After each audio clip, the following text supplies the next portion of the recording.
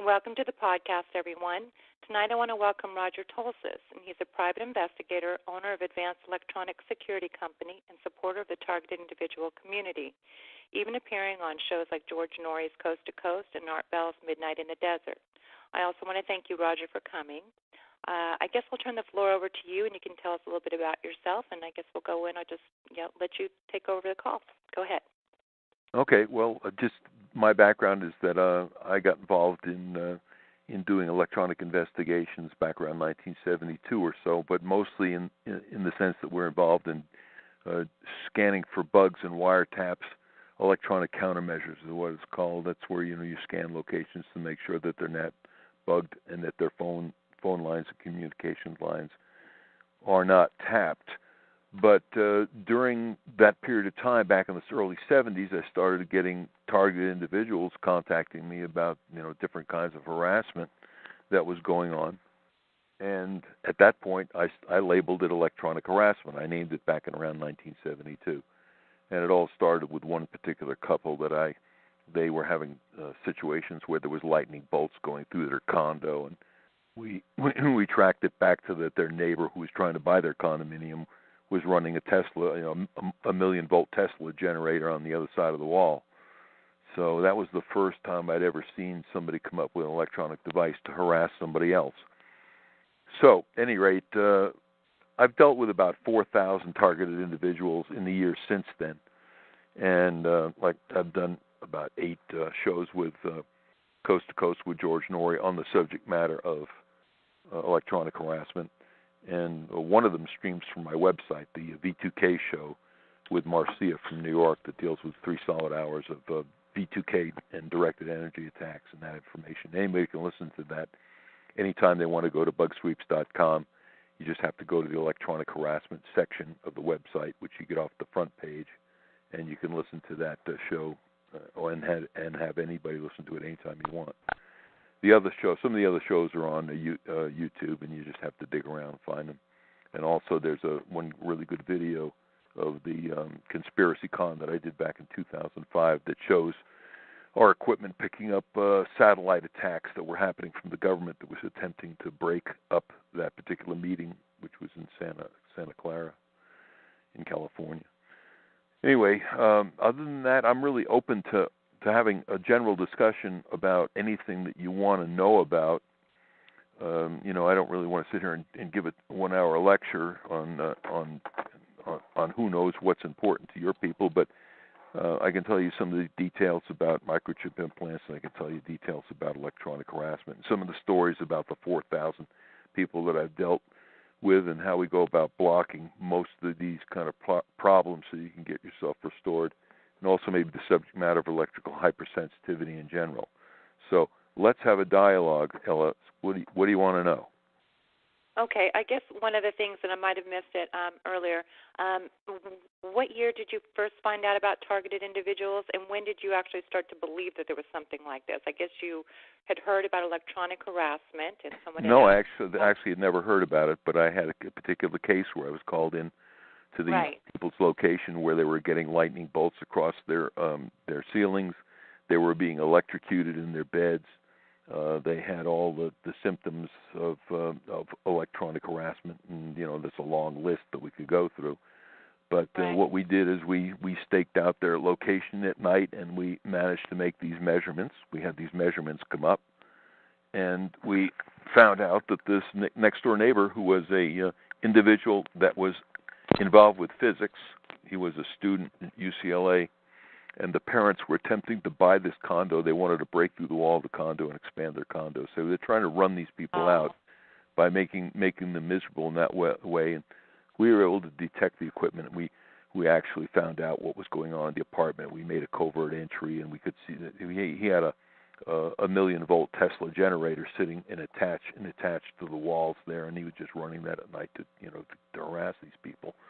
So that was the first time I ever had seen firsthand people using directed energy weapons to harass people, and so I called it electronic harassment. And from that point on, the name stuck, and that's the general category that it's called at this time. Right. What did you think when you saw it? Hey, I mean, you obviously were not aware of this technology prior to that. Well, no, I've known all about Tesla technology for a long time. As a matter of fact, the active shield system that we use to protect people uses Tesla technology. We're generating an 8,000 volt electrostatic field to protect people, which uses a similar type of technology, except it's not as powerful because we're not trying to harass people. We're just trying to put them in an electrostatic protective egg. Right. So, but I being that I've been in electronics since I was 12, I pretty much knew most about all the circuits that were involved in this kind of stuff. I see. And you were working in Hollywood too. So, did we ever contact by any celebrities? You don't have to mention any names, but I'm just curious. Yeah, I worked for a tremendous amount of celebrities, but in most cases it wasn't electronic harassment. It was that they wanted to secure their premises from being spied on with bugs and wiretaps and that kind of stuff. Right. Okay. Yeah. Now, as a matter of fact, I was at Rock Hudson's house the night he died. That was one of the really interesting cases because they had somebody spying on what was happening with him, which was making all the tabloids, and that would be typical for what kind of protection they were looking for from people like ourselves. And you probably worked with some rock stars and other people of that. Well, I worked with Elvis for a while. Oh, you did? Wow, that's impressive. Yeah, he was a pretty cool guy. Except, the thing about it, his drugs killed him. So it's a real lesson in that. Yeah, I'd say so. And then, how did you actually become like an advocate for our community? Well, I don't advocate. Basically, what I do is I just deal with particular people to attempt to stop the problem. I've never really gotten into advocating because you can't stop the government. If you fly too high above the radar, they're just going to wipe you out as well. I mean, they've gone after us quite a bit, but since I know how to protect myself, they can't really get it done. Yeah, that was my next question. Were there repercussions or anything that had occurred when you tried to protect people that were being targeted, and what did you notice, and did you have any kind of experiences that you might have suspected you were being targeted on some level? Well, most of the time I get targeted is when I'm with groups of people that are TIs that are having a meeting. That's generally when they bring in the big guns and attempt to blow everybody up at the meeting. You could see that on this video. If you run my name and go on YouTube, you can see the information about the conspiracy, the 2005 conspiracy con. There was 2008. I can't remember which year it was. At any rate, the attacks that they were doing on the people that were making them sick, they had headaches, they felt terrible. They actually tried to destroy the meeting, and people were feeling awful. Oh, that's terrible. That's all documented. Yeah, so that's interesting. I'll have to give that a look tomorrow. And so you kind of experience firsthand what we feel and what we go through. Well, yeah, I do. The interesting part is the government tends to leave me alone because they want to know what I'm doing to counteract what they're up to. So, it doesn't do any good for them to take me out because they're going to run into somebody like me somewhere along the line. So they might as well just let me do what I do, and then try to do workarounds, which is what they try to do. They, things when we come up with things and they come up with things. So it's kind of like that spy versus spy thing. It makes sense. And so when you started working with people that were electronically harassed, I imagine that opened the door to being exposed to V2K and learning about that as well, and maybe mind control and the other aspects that I haven't heard you mention yet, or maybe just briefly, because I came late into the call. Is that what happened? They started explaining the other aspects, and did you believe them right away as well, or did you have to investigate it yourself to kind of... No, we always have to use the equipment we have to evaluate any individual that has electronic harassment, because we have to make the decision whether they are obviously they're being attacked and they have the symptoms of electrical hypersensitivity. There's a long list of symptoms. It's listed on my website if you want to go look at them. And the question is the negative energy that's causing the problem coming because they're a targeted individual, or is it just because they are now in environments that are toxic, which is what's happening now? Because, as an example, if I go into a city location and I'm testing an environment, I can see probably anywhere from 30 to 60 Wi-Fi access points. So that means that you're saturated microwave. That's all 2.4 gigahertz, microwave transmissions with 60 transmission access points. that are sending and receiving. So environments have gotten so toxic that people are just plain sick from it. And it's not, in that particular case, it's not even a perpetrator. It's just that they're in an environment that's toxic. Mhm. And then, I heard you on, it was one of the Coast to Coast episodes, and when I was preparing for you, and you described V2K incredibly. Do you have a vague recollection of what you said? Because I was going, I hope he can, explain that, his knowledge of V2K, the way that you did on that Coast to Coast episode. And it was you and another TI you'd brought on, and it was fabulous how you described it.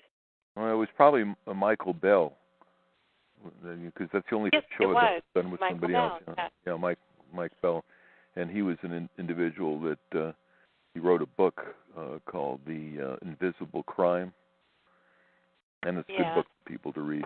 So he was talking about all these symptoms and problems he had about with his implants. So that's on the internet, and I actually think I even have a link to it. I don't know if it's still on there, but I did have a link to it at one point.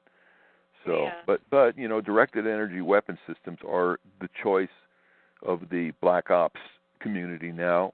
And like I was saying before, what they do is they go and get your garbage in front of your house and get your DNA. And then once they've got your DNA sequence, they can then go to a supercomputer and they can biocode directed energy attacks that will only go and bioresonate with your body. So that three people can be standing right next to you and nobody's going to feel the harassment except you, because these signals are biocoded to your body's tuning only. And then they can send down V2K, they can send down any symptom they want, because they're in full control of the bioresonance of your bioenergy. Okay. That was interesting. And then what kind of blocking do you recommend? Or, I'm sure you have some advice, and I know people have used you, and I know you're very knowledgeable in the electronics field. So maybe you can, give some suggestions, and maybe some that are kind of low cost, or as well as, go into what you can offer.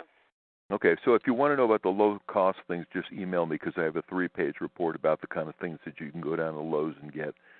Different kinds of passive shielding and magnets and different kinds of materials that you can use. So but I don't get involved with those because they are not that efficient, and most of them don't work. But right. I have a long multi-page report that give you all the suggestions, and you can go try it for yourself.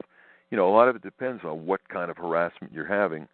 One of the things we actually need to know is we need to know the actual, on a directed energy attack, we need to know the frequency, the bandwidth, and the actual waveform.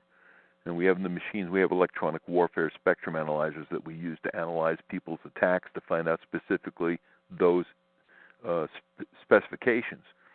Because then we know what frequency range and what kind of wave attack it is, and then we use different kinds of things to block it. But our main tool for blocking these things is this electrostatic field system, which you can see on my website, which consists of 2 transmission panels that are on either side of the bed. And those transmission panels are moving energy in towards the bed from both sides. Both transmitter panels are transmitting the same energy. And this creates an electrostatic energy field so that when you're in between the panels, other fields that are bio-negative are not going to be able to get to you. Oh, I see. Yeah, it sounded really interesting. I know on the telephone call I had with you, that did sound really interesting. And some people do have successes with that? Well, we have about 125 of them out there that are successful. Okay, that's great. Because I know everyone's program's different, and what might work for one may not work for another person. So, yeah. What do you think about, some of it's satellite-based. What are your thoughts on, the differences between the localized versus the satellite-based? It doesn't make any difference as long as you're in the directed energy field. You're going to feel it, whether it's from satellites, whether it's from cell towers, whether it's from aircraft, whether it's from a truck, whether it's from a stationary base. The main thing is that if you are in that field, then you're going to feel it. So, it's the same thing it's basically the same as a cell phone, because it doesn't make a difference where you are in the country. If I call your cell phone, it's going to ring. Right. Okay, well, this is the same exact thing. Once I have your biocoded information about your biocode, I just transmit that off all the towers in the United States, and you're harassed no matter where you are. Mhm. Yeah, and with all, yeah, like you said, the cell phone towers and everything else as well. Well, the But towers are the Matrix. You know the movie The Matrix? yeah, I mean, people always say that this program is similar to the Matrix. Well, not so much the program, but the fact that you are never out of the Matrix, because the cell tower system is a matrix. So, and if you look on my website, you can also see the coverage, the satellite coverage. It covers the whole planet. Right. What about? Oh, go ahead. I'm sorry. Would you say that that's radionics? That's being used to lock onto our bioresonant frequency and then send distance frequency. Well, this is specific to your own DNA. So I don't know how that would apply with radionics. Well, this is using supercomputers to modulate microwaves so that they bioresonate with your body. So it's just a wireless interface, really. Having your frequency and turning you into a transceiver. In essence. Thank you. Sorry to interrupt. Oh no, yeah, your questions are welcome. No, I mean, I know this is your area as well, so it's good for you since you know his language. So yeah, I appreciate it. Okay, let's see, where were we? Okay, what about like trying to? Well, also, I'm just curious. I didn't really. I don't know if I got an answer or not. When you heard about mind control, did you think that was science fiction, or do you even believe in it, or what's your thoughts on that? Well, this is mind control, no doubt about it. And, well, you have to understand what's happened. You know, they finally figured out, the weapons people, the military-industrial complex, they kind of figured out if you just go to a country and you blow the country to pieces, like they did in Iraq, then you got to go in there and you have to rebuild everything you destroyed, which can bankrupt you. In other words, war can be bankrupting if you have to go in and rebuild the whole inner part functions of a society that you blow up. So they said there's got to be a better way to do this so that we can just go in there and we can just defeat the minds of the individuals and keep them from fighting us, and we don't have to destroy the infrastructure. We don't use weapons. We don't blow anything up anymore. We just go in there, turn these machines on, and force these people that would normally oppose us to be so sick that they just can't get up and do that. In other words, make everybody so ill that they can't get out of bed and make a war. And so this is the future of warfare, is that you don't really destroy the infrastructure of a location, you just disable the people. That makes sense. And they put more money into that research than they did in the project to make the atomic bomb. There's more scientists and more money has been spent on mind control weapons and non-lethal weapons than was spent on the whole Manhattan Project.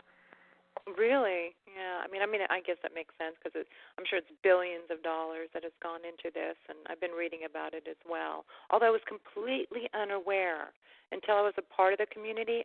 I had no idea what kind of money was. I barely knew what directed energy weapons. I remember hearing something about the Star Wars weapons and satellite technology, but that was so vague and something I didn't even focus on. So I was not that aware of it until I found the community. Mm-hmm. So yeah, it's very interesting. It's scary actually, but it's really is, and the kind of money that's going into this and these programs.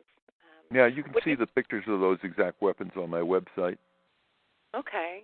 Yeah, they make them in Arizona. I forget the name of the company off the top of my head, but they're the active denial system being the main one that you can have a look at, and you can actually, if you run active denial, you can see them demonstrate active denial on a reporter that said, "Oh, well, I'll go stand out here a football field length away from this thing and turn it on," and in about half a second, he started burning up and had to hit the ground. So that video is on the internet. Do you have Raytheon? That's what I was trying to remember the name. Raytheon. What about Lockheed Martin? I believe they're involved too. Yeah, they have it as well. Okay. So I had a question. I just lost it somewhere. Oh, your website. Do you also have some of your YouTube links on there as well? It's because what I've seen, I've really been intrigued with you. You really are a great speaker on the topic, and you're knowledgeable, and so I really would like the opportunity to look at some of the things you're recommending. So you said they're on your website as well? No, the only thing on my website is the V2K show with George Norrie, just the Voice the Skull. Okay. And that's the only one that I put up there. I've got all the rest of the shows, but I just don't want to get so much going on, then it's just too much going on. But the rest of them are sitting out there in probably on YouTube. Yeah. Okay. So YouTube, that'll be whatever for people too. Okay. Well, I guess maybe we can open up the floor for some questions, if you don't mind. That's fine. Okay. Great. I have a question. Go ahead. I wonder why is so many just absolutely non-threatening people, like, older women. There was a lady on the other day, she's 74, that has been targeted.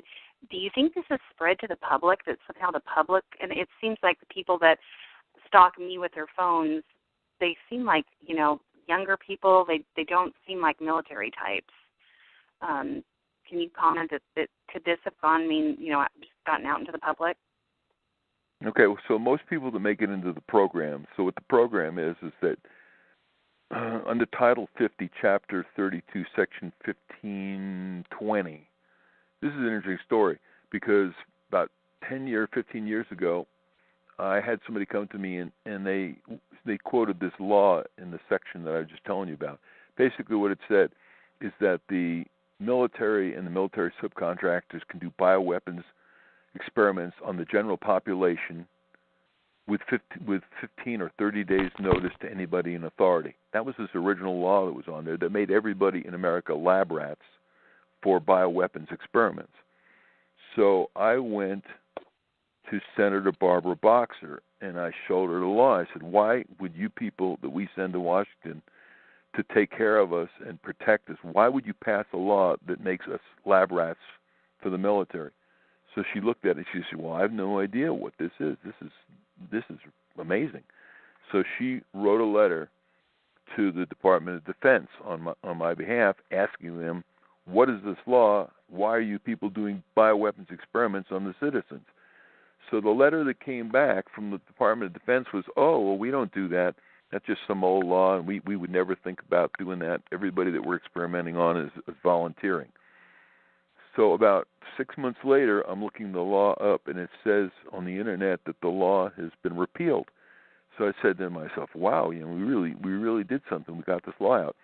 Then I noticed that the new law came on, which is Section 1520A, and they reworded it, and it says that the military does not do bioweapons experiments on the general citizens without their permission, with the exception of any lawful purpose. That was the new one.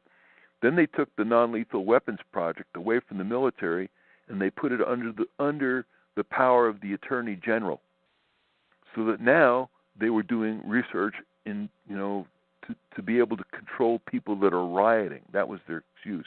It's going to be riot control.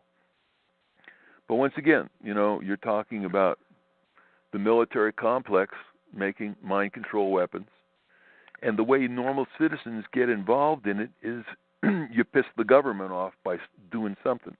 You're a whistleblower. You have some kind of conflict with somebody in power. I had one girl that was up in Sacramento, and she got into a car accident with a general. It was the general's fault, the car accident. She sued the general, and about 2 weeks later, she was in the program. So every person has some reason that they're being a targeted individual. Generally, it has to do with being in a conflict with the government somehow. I've heard that so many times where somebody's been wronged and they take them to court and then they're in the program, even though it's clearly the other person's fault, and they were just doing, like they were in the wrong. And I do hear a lot about people going through this because they want their property. It's just unbelievable to me. Unbelievable. I think that's mine. Yeah, I think that's mine. I own a valuable piece of property that has acreage, and we've been approached by several people, but we figured out it was all the same person, and now I'm in the program, and I don't think I've ever run up against the government. I have a master's degree. I've been gainfully employed. I've never been to a protest. I'm married. I've been married for 20 years. In fact, my husband is a sheriff, and he also has got a lot of education. I don't understand why this is happening to me, other than I know that, and I'm trying to sell my property, but I'm so sick I can't hardly do anything. I mean, I'm getting hit so hard right now.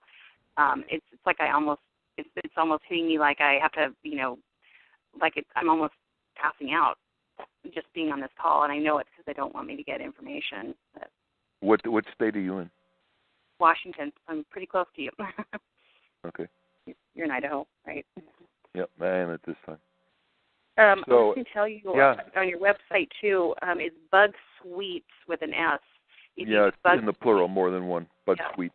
Okay. Too late. Go ahead. Sorry. Okay, so go ahead, star 8, if you have a question for Roger, and hopefully I'll be able to see it on my board. I don't see anyone star 8ing. Something tells me that's not the case. Let's see here. Here we go.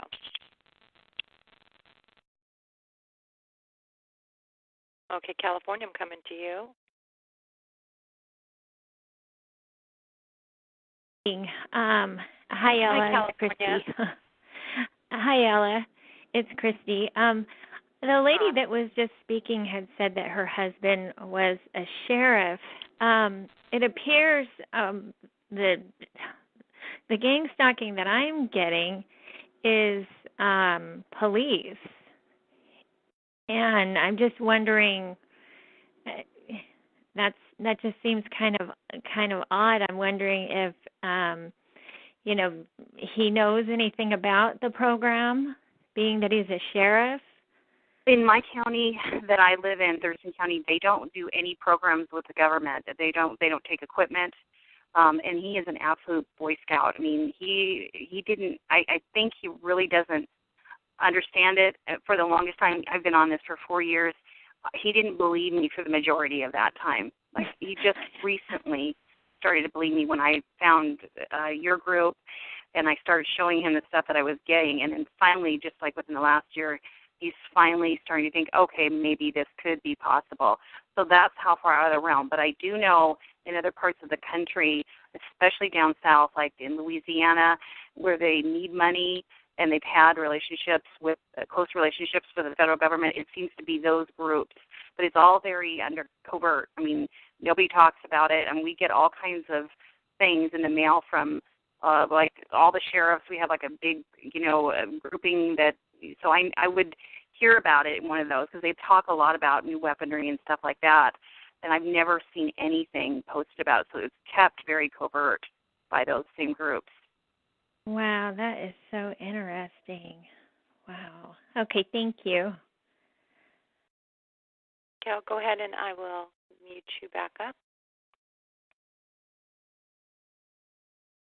Ella, can I ask a question to Roger? Sure, Sue. Go ahead. Thank you. Roger, the program that we're in is also chemistry and plasma, liquid, gases, layers, polymers, bioreactive polymers. Are you getting any readings off of the polymers at the houses that you're investigating? Okay, well, we don't do any chemical analysis at all. We just do electronic detection. So when somebody's got some kind of problem like that, we suggest that you call in somebody that does air samples. Almost every town has a company that deals with real estate locations where they want to do air samples to make sure there's no toxic stuff in the air. And so we call in on those people when there's some chemical problem and have them do an analysis. Okay, but I mean, I'm addressing this from the electronic point of view where plasma is highly conductive, and that I was wondering what kind of plasma are you talking about? We're talking about gases and liquid plasmas that are being right. conducted. Those are chemicals. That's not something we deal with. We deal only with electronic energy. Right. So plasma is a conductor of electronic energy. Okay. So I understand you don't test for that. No, thank you. Do you have any recommendations? Yeah, if you think you have a problem like that, call in the people that do air quality measurements and see what's in the air. Okay, great. Okay, let me go ahead and get to the next person in line here. Sean, would you like to ask him a question? Yeah, can you hear me? Yes, we can hear you. So, Roger, can you walk me through your process from the moment you get to someone's door? You got to make him louder. Can you have control in making him louder? Can you hear me now? It has to be on his end. Barely. Okay. You're very faint. Yeah, go ahead and repeat it now. I was wondering if you could share with us what your process is as soon as you show up to a client's door, like what your procedure is. Okay, so when we're evaluating the location on a 5-day test protocol, the first thing we do is we sit with a client and we get all the background information about their problem, what their symptoms are, all the information that they've taken on notes and other theories about why they're in the program. And then we scan them for microchip implants. We use two systems. We use a electronic spectrum analyzer system that looks for the processor noise, and we scan you from the top of your head to the bottom of your feet, and looking for the active chips, any active chips. And then we cross-check that with a machine called a nonlinear junction detector, which you can read about on my website. It's on the front page of the website, all the specifications on that. And what that is a microwave system that puts out microwave energy that looks for any kind of nonlinear junction that would be inside a microcircuit or a transistor or any other semiconductor. So by cross-checking and scanning the person with those two things, we get right away to know whether they've got a microchip implant or not. Then on the second day, we tend to do these analysis at night because most TI's symptoms and attacks are worse at night. So we'll bring in these spectrum analyzers. We use several of them to cover different frequency ranges, and they're computer-based machines that collect all the electromagnetic energy that's in a room from about 0 cycles up to around 33 billion, which is 33 gigahertz. And we will set these machines to collect everything that goes on for 12 straight hours from, say, 7 at night to 7 in the morning. And by the time we've collected all that information, we can see any kind of directed attack or any kind of uplink, downlink activity that took place because we're collecting literally the whole 33 gigahertz bandwidth. Then on the following night, we use passive shielding. We use special blankets that are made for reflecting and absorbing microwave energy, and we cover the individual with these blankets so that if there is a up-down link, that once we block it, that would cause the perpetrators to have to turn the energy up, and which causes our machines to see the results of those attacks directly, even more large on the screens and in the database that's collecting.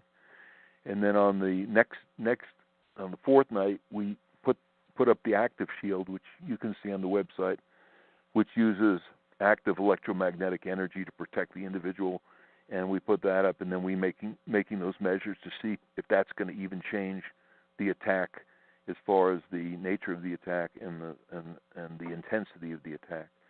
So that would be typically 4 things that we do, and of course those machines collect all the energy not only from the attack, but also collects the energy from anything else that's going on in the neighborhood. In other words, we can see all the other electromagnetic activity from the normal stuff as well.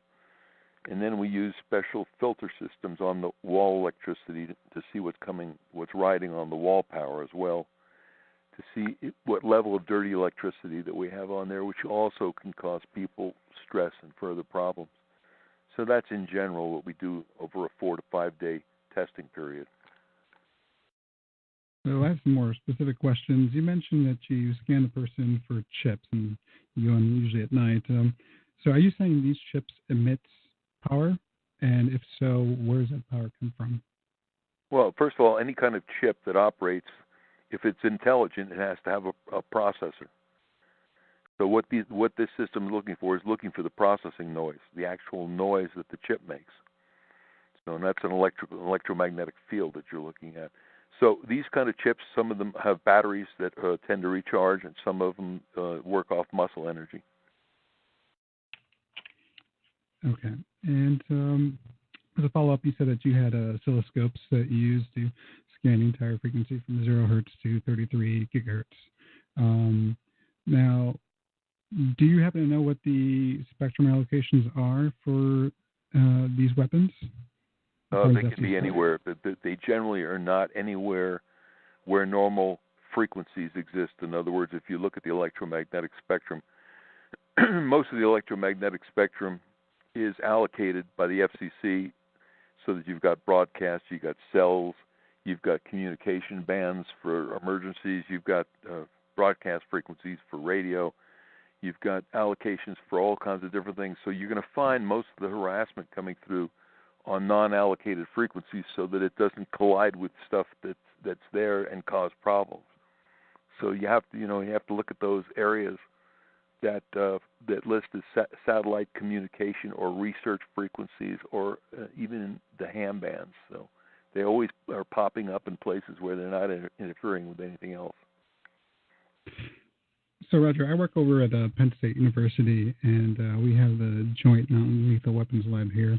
And from time to time, I do get to see some internal documents.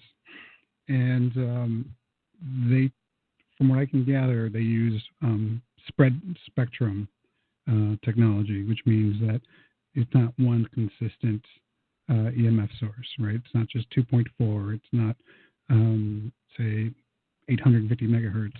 So how do you go about detecting the spread spectrum technology embedded into some of these weapons and radar systems? All right. Well, spread spectrum can be frequency hopping, or it can be actual, just that they've spread it over spectrum. But they're all in a bandwidth. They don't hop all over the overall band. Any kind of signal like that is usually within megahertz in its bandwidth. So it will jump. The frequency won't be at a particular frequency. It'll be hopping around, or it'll be spread. But it all exists in one sector of the spectrum that it's operating. So it's not all over the place. It's generally a findable signal. But of course, you need to have a $60,000 spectrum analyzer to be able to do that.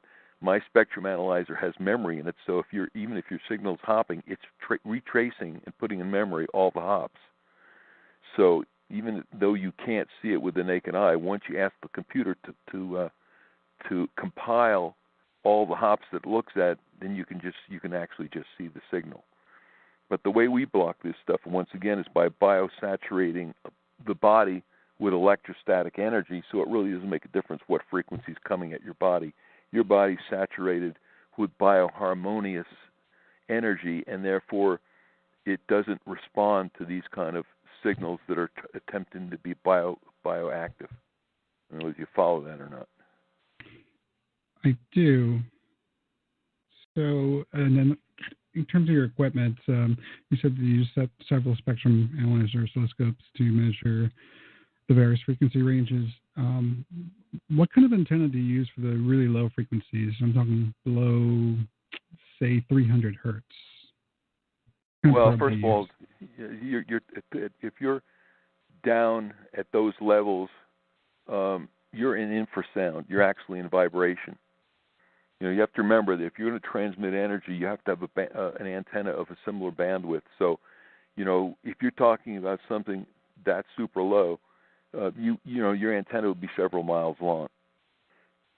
So, just run the frequency, run the numbers through the antenna wavelength formulas. You'll see that once you get down into these low frequencies that are even ultrasonic, that your antenna lengths become way too long, and then you're really just dealing with the vibrations.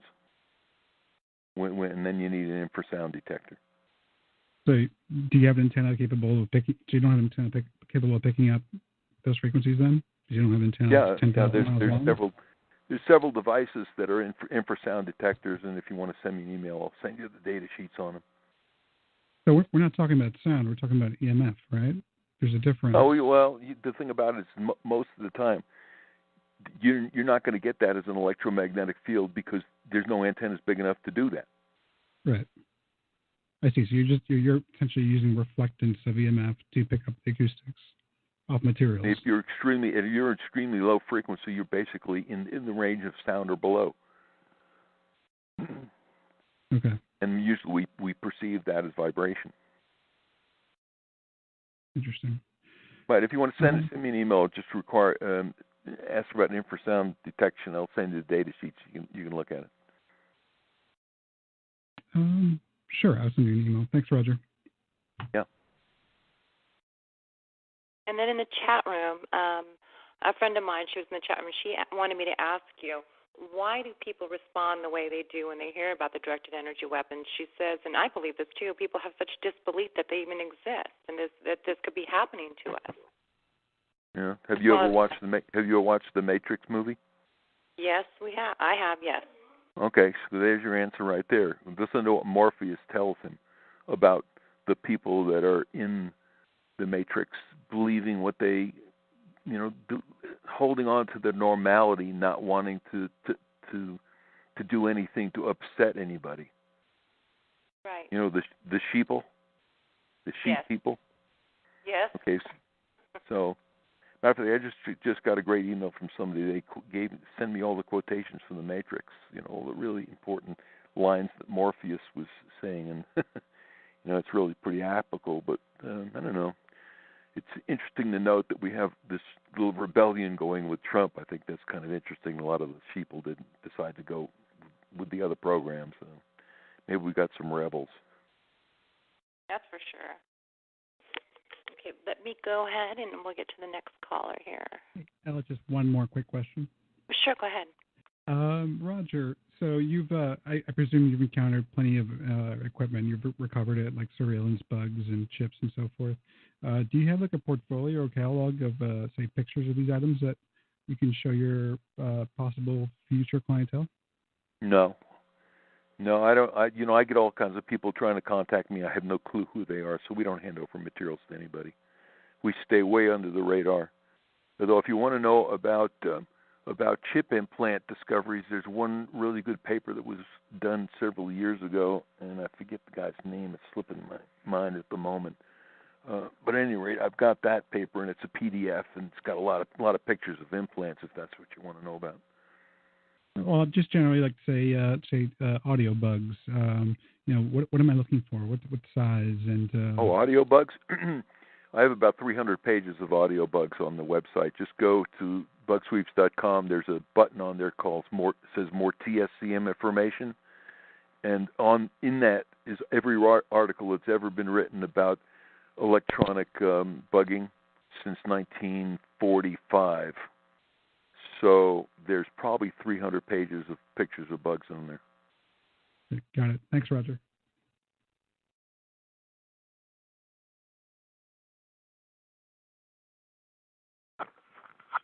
And Roger, could I ask, what do you do when they turn the power off to some of these? Are you using FLIR or infrared type stuff, or?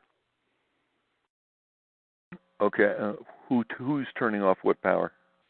If there's powered transmitters or transceivers, is there other methodologies you're using? If they were turned off, you wouldn't be able to detect them because they're not inputting or outputting. Oh, I see. In other words, if the attack is not taking place, we won't see it. Right. Right. Okay. Well, in terms of scanning for microchip implants, first of all, you have to understand that most things that are remote control are never really off. They're only in standby mode. So, in other words, on your TV set at home, when you turn your remote control and turn the set off, well, the set's not really off. The circuits that are connected with the infrared detector are in standby mode, so that when you push the next time you push to turn the TV back on again, the circuits are waiting for that particular signal. So, so anything that's remote control is never ever really off. Oh, that's cool. Yeah, I can. So, do you have a list on your website of the equipment that you use? You can see the equipment we use on the front page. Great. I haven't gotten a chance to get over there in probably 12 years. it over where to my website? Yeah. Oh, Yeah, I found you years ago. Yeah. All right. Well, it's sitting there. Cool. Thanks for your work, man. We really appreciate it. Okay. Okay, so we'll go on down and the next caller. Okay. West Washington State, I'm coming to you.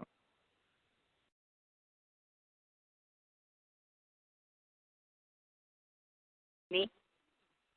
Hi, West Washington State. You're on the air with Roger. This electrostatic field that you create, is there any way that a person could have something that would work like that on their body? That sounds like that would be the answer. Yeah, we don't have anything that's portable that you can take with you. The first thing that we did was most targeted individuals are sleep deprived. That's one of the big problems that they have, and once you get sleep deprived, then you become sick from so many other things because your immune system gets weak. So the first thing that we attempt to do is to restore sleep, and that's why this system is built to go around a bed. It's actually, when you see the picture, it's around a queen size bed. So what we're trying to do is to be able to restore your sleep and rest, keep the harassment from getting to you, while you get that key rest that you need to stay healthy. Okay, and I had one other question. When I first started getting targeted, I would have these groups of people on any time I had to go on the internet that would, no matter where I went, even if it was like a professional site, they would go in if there was a forum and they'd literally talk about it in front of me, and they would totally harass me. And one of the things I did was ask them, why are you doing this to me? Because I don't have any online presence. I'm not on Facebook, none of it. And they said, because you don't take you don't take influence well. And anytime I heard that word around me, I started saving it. And a couple of other things I heard them say to each other is, thanks for teaching me how to influence others like you used to influence me. So they're talking, I think, about the mind control there. But it didn't seem like once again, it didn't seem like government, but maybe it's government contractors. I don't know.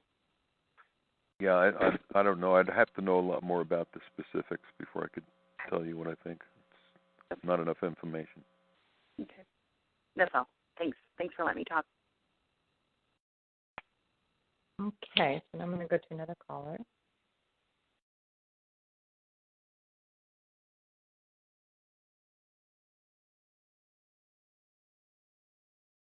Okay, Toronto, Canada, I'm coming to you. Hi. Hi, Gary. Hi, how are you? Yeah, good. The information that I'm getting is right up my alley. I know it is, yes. My question to Roger is, you mentioned that when the regulations had changed and they thought they debunked that one article, and then it went to the Attorney General's under the authority of the Attorney General. What year was that? I don't remember. Probably could have been 15 to 18 years ago. That'd be my guess. But look it up yourself. Title 50, Chapter 32, Section 1520. That was the original one, and then they got rid of that, and then they added 1520A, and that's. Maybe if you go on the internet and look those up, it'll tell you when they stopped and started. Okay. Yeah, that's interesting. The other question that I had, how many cases do you know of that are being challenged or that have challenged, when there's been somebody that's suffered this kind of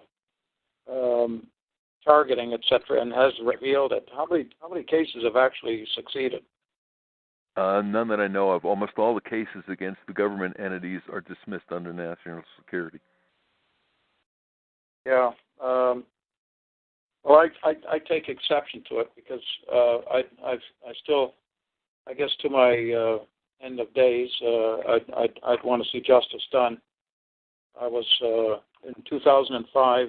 I was attending a conference at the Marriott Washington high-tech conference. I was a senior regional investigator for the Transportation Safety Board of Canada for the Great Lakes Seaway and Arctic And before that, I was a captain for 10 years, sailing 4 oceans. However, before the conference started, the evening, I couldn't get a hotel room in Washington, so I had to go over to the Courtyard Garden Hilton Hotel in Arlington. It's right near Alexandria. They're just across the river. And during the night, well, I suspect rohypnol first of all, and the drink that I had in my room. And the room started spinning, etc. And the next thing I knew, it was morning, and something like that never happened to me before.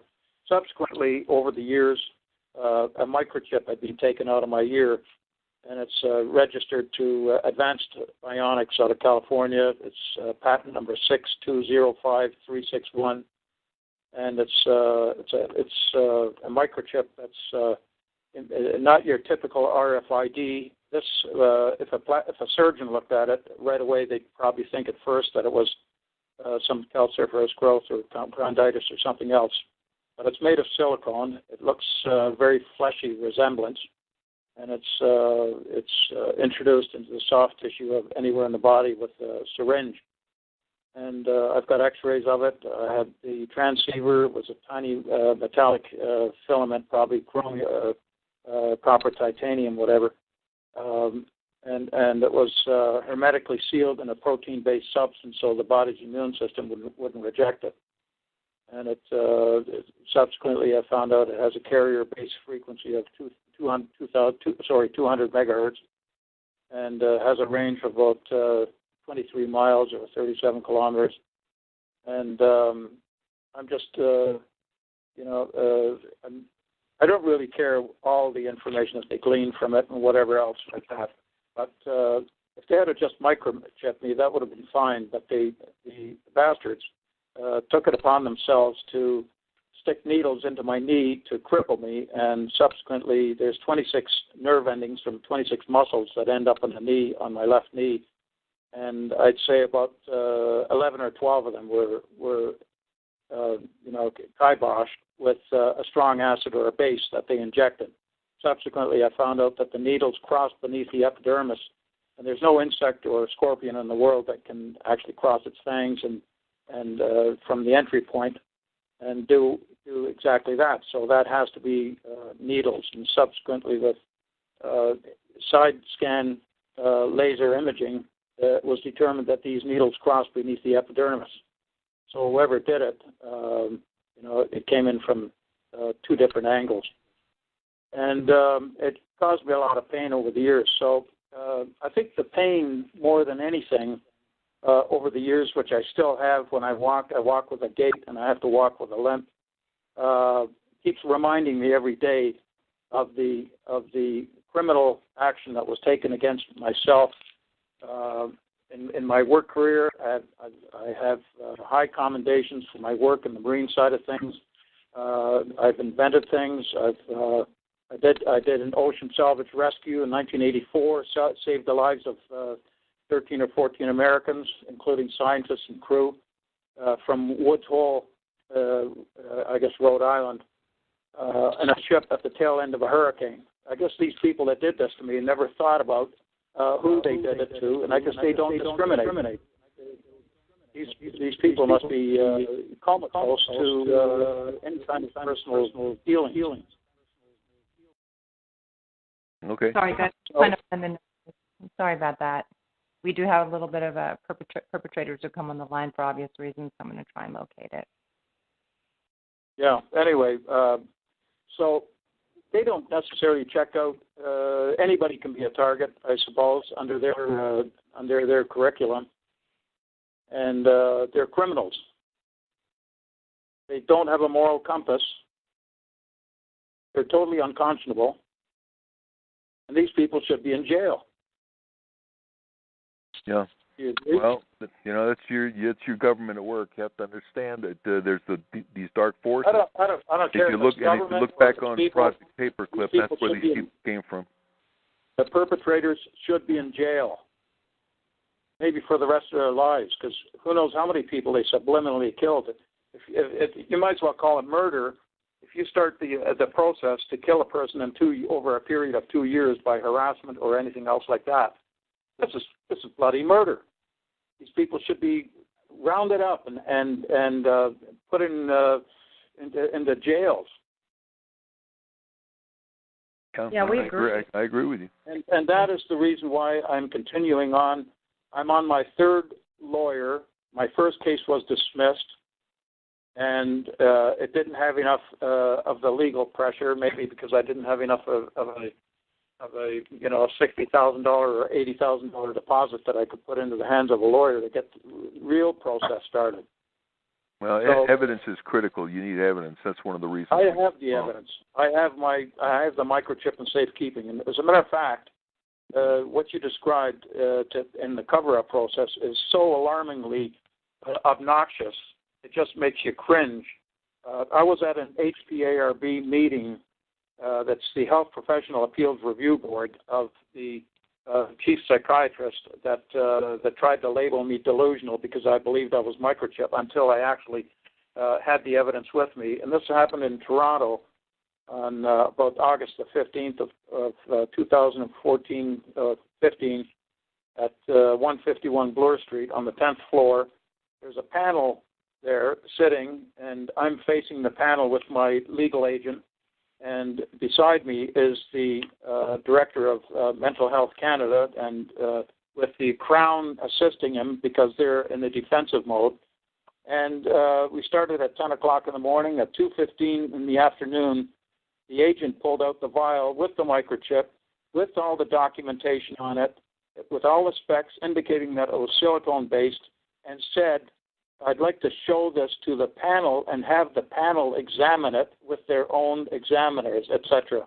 By that time, it was very well documented. The chair of that panel stood up, and this probably happens in the United States also, I'm not sure, stood up and said, we're not here today for justice. We're not here for evidence. We're not here for the truth.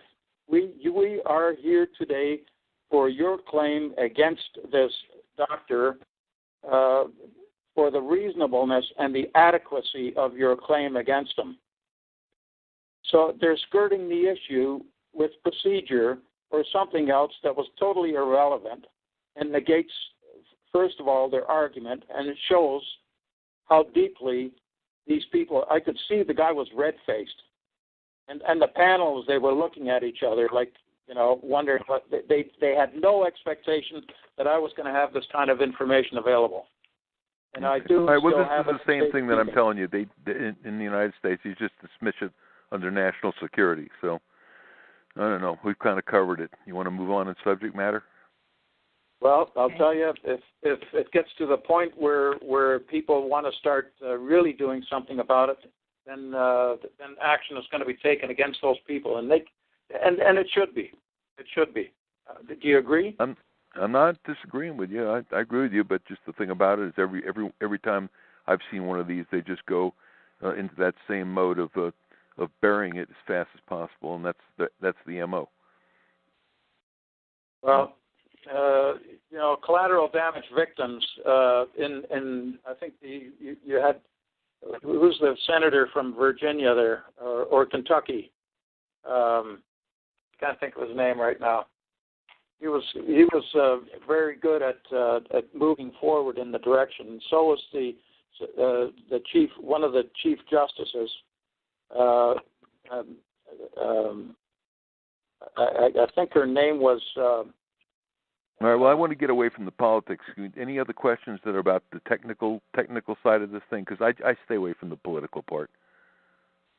Yeah. Unfortunately, we have to move in the political direction to do something about this. This is getting out of hand. I don't disagree with that. I just don't stick my neck out in the political arena because I know it's a waste of time. I'd rather just be working with individual guys to get them unlinked. Jobs. They think they're just doing a wonderful job for security and can't give a darn about anybody that's affected. Gary, I'm going to mute you because of the echoing. Hold on one sec. Let me check. Sometimes his phone does echo. Let me see. Can you guys still hear me? Roger? I can hear you. Yeah, I can hear you. Oh. Okay, great. Okay, let me get to the next caller. Yeah, sometimes the echoes come from the phones as well. Let's see, Connecticut. Okay, Connecticut. Hi, you're on the call. You have a question for Roger? Yes, I do. Hi, Roger. I'm Joanne. I met you in Idaho in 2012. And I was wondering if folks have had good luck with lasers, with the active shielding. Well, the thing about lasers are light, so anytime you protect yourself with a solid enough piece of material, the lasers are not going to come through. Lasers don't go through. When lasers go through something, they burn a hole because they're basically light. If they're high power lasers, they'll just burn right through it. So I don't run into lasers that are very often involved with harassment, though you can see a picture of some laser units on my website. But most people that get light, where you're in a dark room and you start to see images of light, or you get projections on the wall of images, all that's being done by the mind control system relating to biocoded directed energy. They're actually creating images in your brain that you're seeing. Okay, the feeling of being slashed with a knife all over, that's not lasers? The feeling of what? Being slashed with a knife all over. I'm still not getting the words. Being slashed with a knife. It feels being like slashed with a knife. Yeah. Yeah. Well, that's basically mind control because you know if you look at that part of your body, you're not bleeding, right? Okay. Yeah.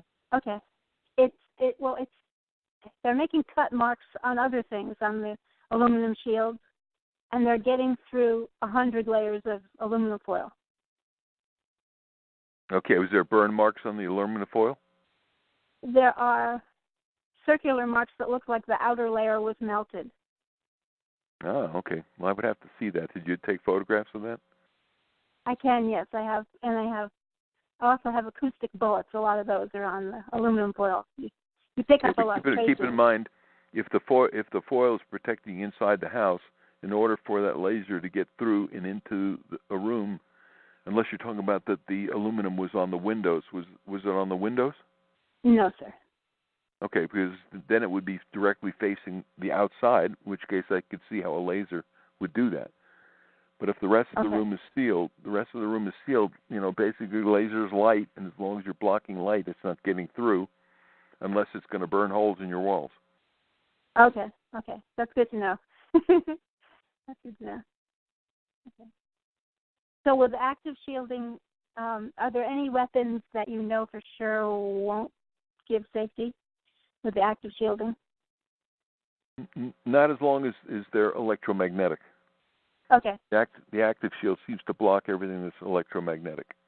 Okay, well that's good. Really good to know. I didn't get the active shielding when I met you because I had a copper device in my heart, and we were afraid that the electricity would not be good for me. That's possible. Yep. Mm-hmm. Yeah, so I had it taken out, so now I can try it. Oh, okay. Yeah. All right, well, thank you for your help. Sure. Okay, we'll go to the next caller. Right here.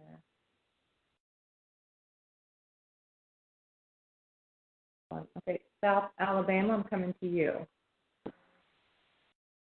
Hi, South Alabama. You're on the air. Do you have a question? Hi. I just wanted to tell everybody hey tonight, and just keep the faith and just hold on. Well, thank you for that. We appreciate it. Hey, Hawaii, I'm coming to you.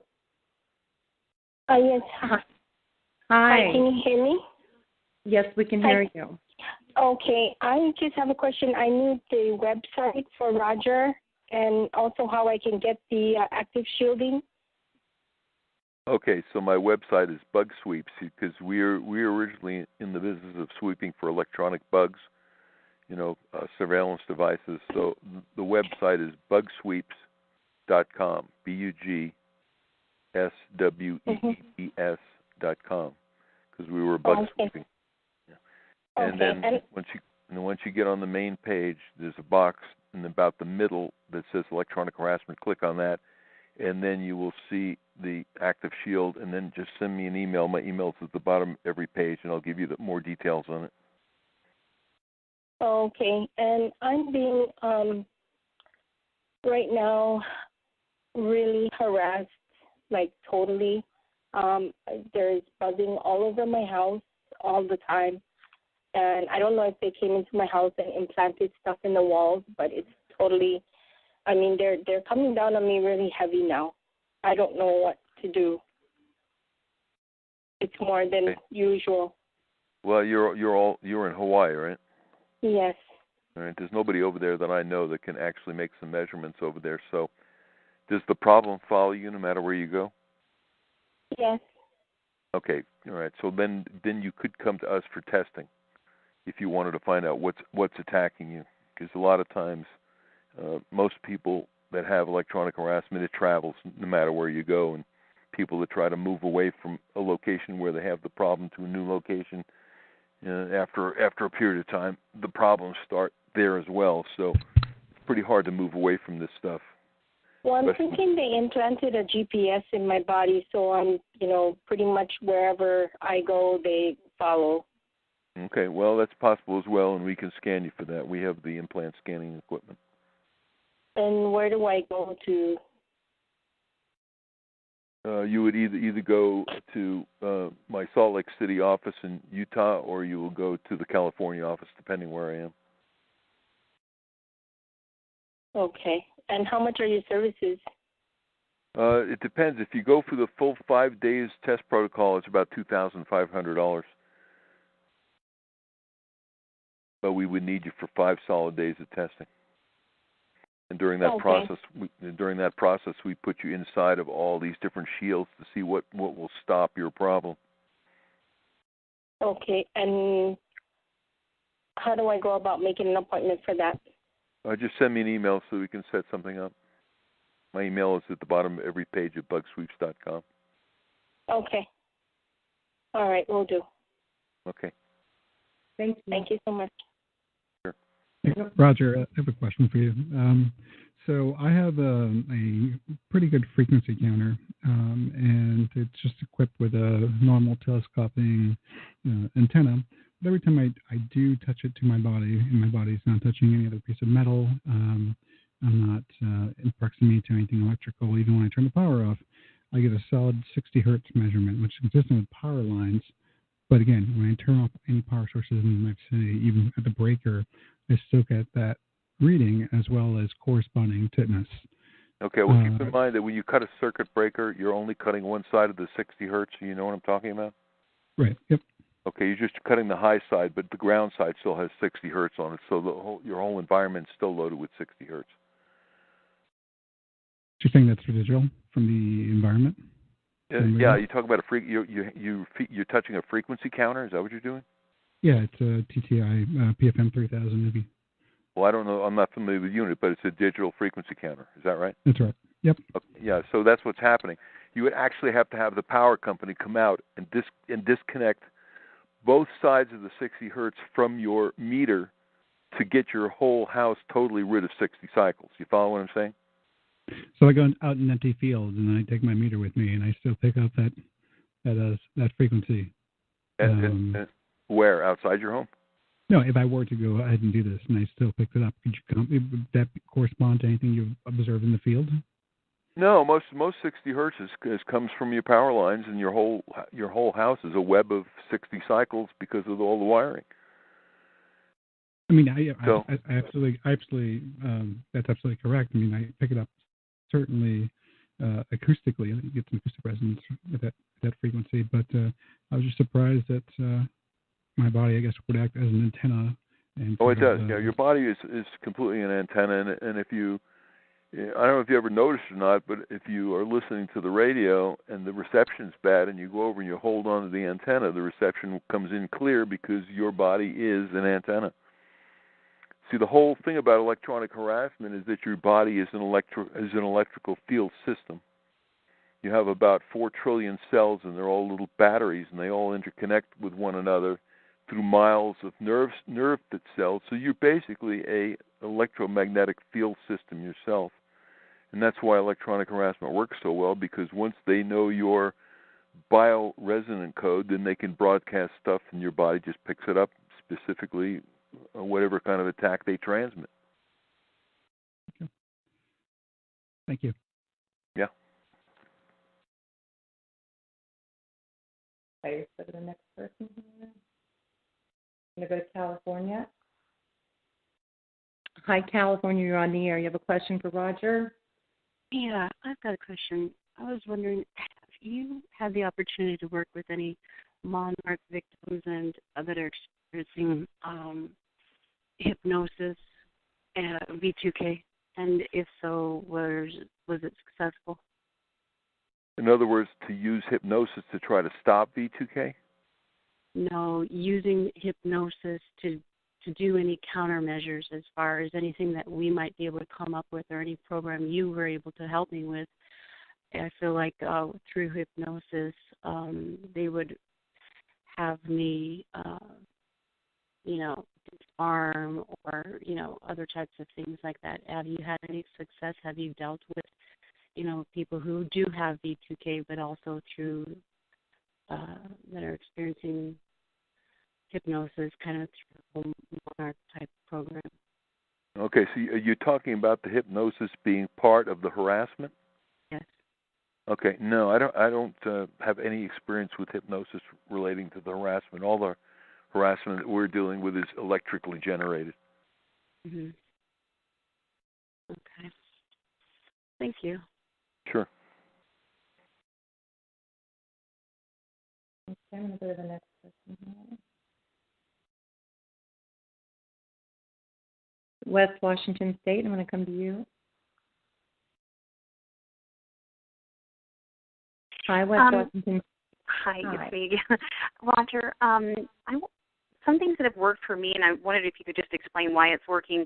I've used, obviously, the neodymium magnets, really strong ones, but my ultrasonic toothbrush, I bought an extra one, and I just use it all around my ears and my head.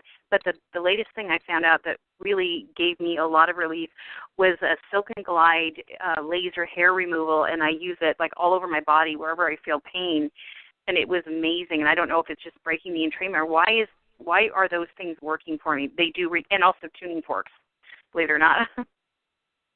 Well, anytime you interfere with this biocoding and the bioresonance, that you probably give yourself relief. So somewhere in those physics and dynamics, you're interfering with the signal. That would be my guess.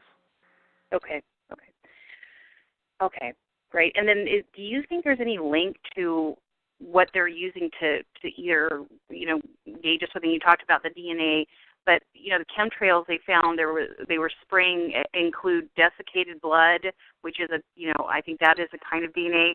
Do you think they're trying to just hook everyone up in the public to this system and use them like game tokens on a board, just get into anybody's mind, and then you can use that person to do things do you know what I'm saying? Do you think that could be, is there a connection with the chemtrails, I guess, what I'm asking? Well, I don't really have a lot of knowledge about chemtrails, so I don't know the connection there. Just the overall program of mind control is to get control of people's minds and be able to mold the society into whatever you want them to do as far as, just being slaves. So yeah, okay. That's the overall MO in the New World Order, and that's what the New World wants us to do, is to turn us all into slaves on this gigantic global plantation. And the gentleman that had the chip implant and he got it removed, I know I have a chip because I felt it the day that somebody walked up to the back of me and hit my neck. I could actually feel like something going into the back of my neck, and I was standing outside for a concert. So it was a big, huge, crowd of people. I never could figure out how it happened to me, but it felt like a really bad bee sting, and there was a bump there for a couple of weeks. So I know exactly, when and where it is, but I wonder do you know of anybody that removes it, Roger, or could remove it, or would be willing to look at the area? Yeah, we had some surgeons that were working with us, but then the Homeland Security agents showed up there and threatened them that if they continued to help with us, that they would take their licenses away. So we lost the people that were working with us. They would refuse to work with us anymore. That's a shame. That's really a shame. I hear that quite often. Yeah, that's what happened. Yeah. There is a doctor in Georgia, if she's not overly harassed already. Is she the one that's really expensive? I don't know. Yeah, I don't know much about her except she was actively doing it. Yeah, I have her name and number if somebody wants her information. She's a plastic surgeon, I believe, and she does this on the side. So you guys can just email. Yeah. I'm going to contact you, Ella. Thank you so much. Yeah, I'd like to get it out of me. That's all I had for that question. Thank you, Roger, very much. Okay. And Ella. Okay, Southern California, I'm going to go ahead and come to you. Hi, Southern California. You have a question for Roger? Sounds like they hung up. Maybe they got cold feet. Hold on. Go ahead and get them. If you want to ask a question, just go ahead and start, and I'll come back to you. Are we running out of questions? There's still about half a dozen if you're okay to answer those. Okay. Yeah, I haven't eaten dinner yet, so let's just go until we're done. Okay, sounds good. There's about 100 people on the call. So. Northwest California, you're on the air with Roger. You have a question for him? Yeah, hi Ella, it's Dawn. Hi Roger. I'll try to make it as quick as possible. Infrared, is that also blockable by what your I don't even know what you call it, your system? Our active shield system is an electrostatic energy system. No, because you're dealing with light again. So solid materials block light, and we are blocking electromagnetic energy, not light energy. So no. Mm-hmm. That's kind of what I thought. Infrared is light. Yeah, well, I've run through the gamut with a lot of the other weapons, but what's happening to me now is I'm hooked up to some system where it feels like this light. I've actually seen it with the cell phone camera. Crawls around the top of my head, it locks on, then I feel a really bad stinging, and then I can feel an electrical current that goes from the top of my head, and I actually feel it shoot out the bottom of my feet and even through my palms. So is that just straight up electricity? And so I've been trying to measure it and stuff, and I think that they went to something that would be too difficult for me to do or block. Okay, so have you been able to make a digital video of this energy? No. Yeah, no. Have you tried? No, I don't even know how I would go about it. Are you talking about filming it? Yeah, because a lot of these cameras will film infrared.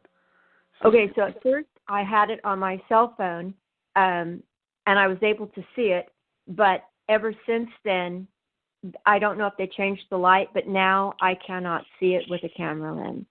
And unfortunately, when I went back to grab the video, it said that my memory was too full and I couldn't even save it. It was really upsetting because I had a perfect picture. Okay. Well, you would need to have a real video camera to do this kind of stuff. Just not the cell phone. You want to have a real, they're not that expensive. A couple $100 for a good one, and that's what you would need to do those kind of experiments with, where you're actually making videos, because you do much better with videos than you will with stills. So, okay, I appreciate that. No, I actually had it going on video. It just is my memory was full. And when I saw it on there, I could see it looked like they were red dots, and they were lined up in the shape of like a number 5 on a dice. And it would move across my head. And when it's got certain areas it likes, it just locks on, and then it just starts shooting this electricity, and it's so sickening. I've tried to ground myself. So I don't know. Is the stuff that's coming into me, do you think that is electromagnetic, or are they just shooting straight up electricity through me? Well, electricity is electromagnetic, so okay. you're dealing with energy fields. So it's just too bad you don't have this video, because it would be really interesting to see what you're talking about. It's hard to just just have it described. So it's much better if you've got the video evidence.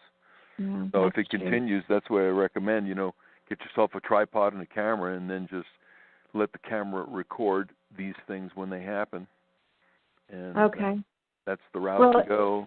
Unless you want to actually have us bring machines, or you come to us and run the machines to find out what it is.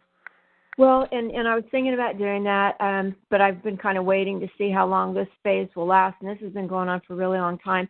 It does follow me wherever I go, and what I see is they purposely stand out. If I leave a particular range or area outside of a certain radius, they will be ahead of me, and they will be standing outside looking up at the sky and kind of waving this tablet-looking thing around and like keying something in. And within about 60 seconds, the really strong tinnitus, as it gets louder and louder and louder, once it reaches its peak of loudness, that's when I feel it starting to try to grab onto my head.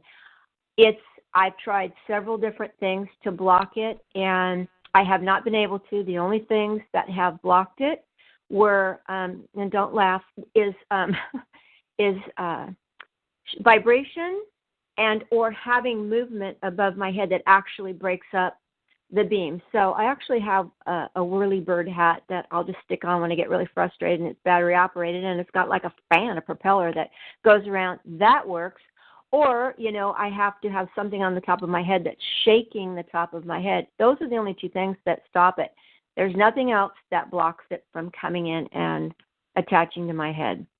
Okay, that's interesting. I have some information about things you can try. So if you want to send me an email, I can send you that, some of the homemade stuff that you can block. On your whirlybird hat, it could be the magnetic field from the whirlybird motor. Is it a DC motor or an AC motor? I don't know. I just put a battery in it. No, I said it's DC motor. So that the DC motor field, I've had people that actually sleep by their refrigerators because the motor field of the refrigerator would block the harassment. So I have a lot of people that have done that. They were sleeping by their motor, different kind of motorized things, which would create energy fields that would block the harassment. Yeah. Okay, fascinating. There's so much to learn. Just a couple of really fast questions. These are quick. You had mentioned that you had helped about 4,000 people. Does that span over the last 10 years or more? No, that would be over the last 40 years. Last 40? Yep, I would say. Okay. 40 years. Okay. Have you kept track of these folks at all? And do you have any kind of a list, like if we were going to try to develop some kind of a census or something like that, where we could, show populations and stuff that we could verify? Do you maintain lists of all your clients? No, I keep everything is kept in encrypted places where nobody can find it. We're very, very concerned about people's security, and so we don't keep stuff around anymore. Because I've actually had my place raided by the government, and they took computers and they took files and stuff like that. So I learned a long time ago that you have to keep all this stuff totally buried. Gotcha. Okay, one last real fast question. You said that you knew where the manufacturing places for these weapons was, and you mentioned 2 different locations. Is this common knowledge, or is this something that you yourself only know, and do you know whether or not a person could do a tour or something like that, or even maybe a journalist or something? Well, they're certainly not going to let you through the front door of these places. I know that. These are all the military manufacturers that make the high-tech weapons, like Raytheon in Tucson, and then the lady mentioned the other one. I forget the other name of them. But there's, all of these are high-security locations where you cannot get access unless they decide through PR that they want to let you know what they're doing, which is what I was saying on the active denial system. They did do a video with a reporter where they shot the weapon at him, and he got burned up. Yeah. So you can see. I'm assuming it's still on YouTube. It was. You have to look up active denial weapon system and see if it's still on there. Okay, I was just wondering whether or not they were actually going to kind of start exposing these things themselves before they themselves get exposed. There was somebody on the call, might have been Sean, that had mentioned that they found a document, the National Defense Association Act or something like that. It's the proposal for 2017, and in that the Department of Defense, as I understand it, is requesting billions of dollars to conduct experiments with electromagnetic weapons.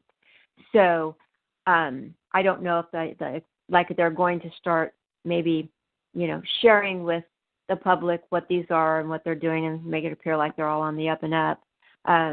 So your knowledge about these weapons manufacturing places, could anybody just go to a website and look it up and see what they're doing, or did you have inside info? Well, most of it's all top secret, so they're probably not.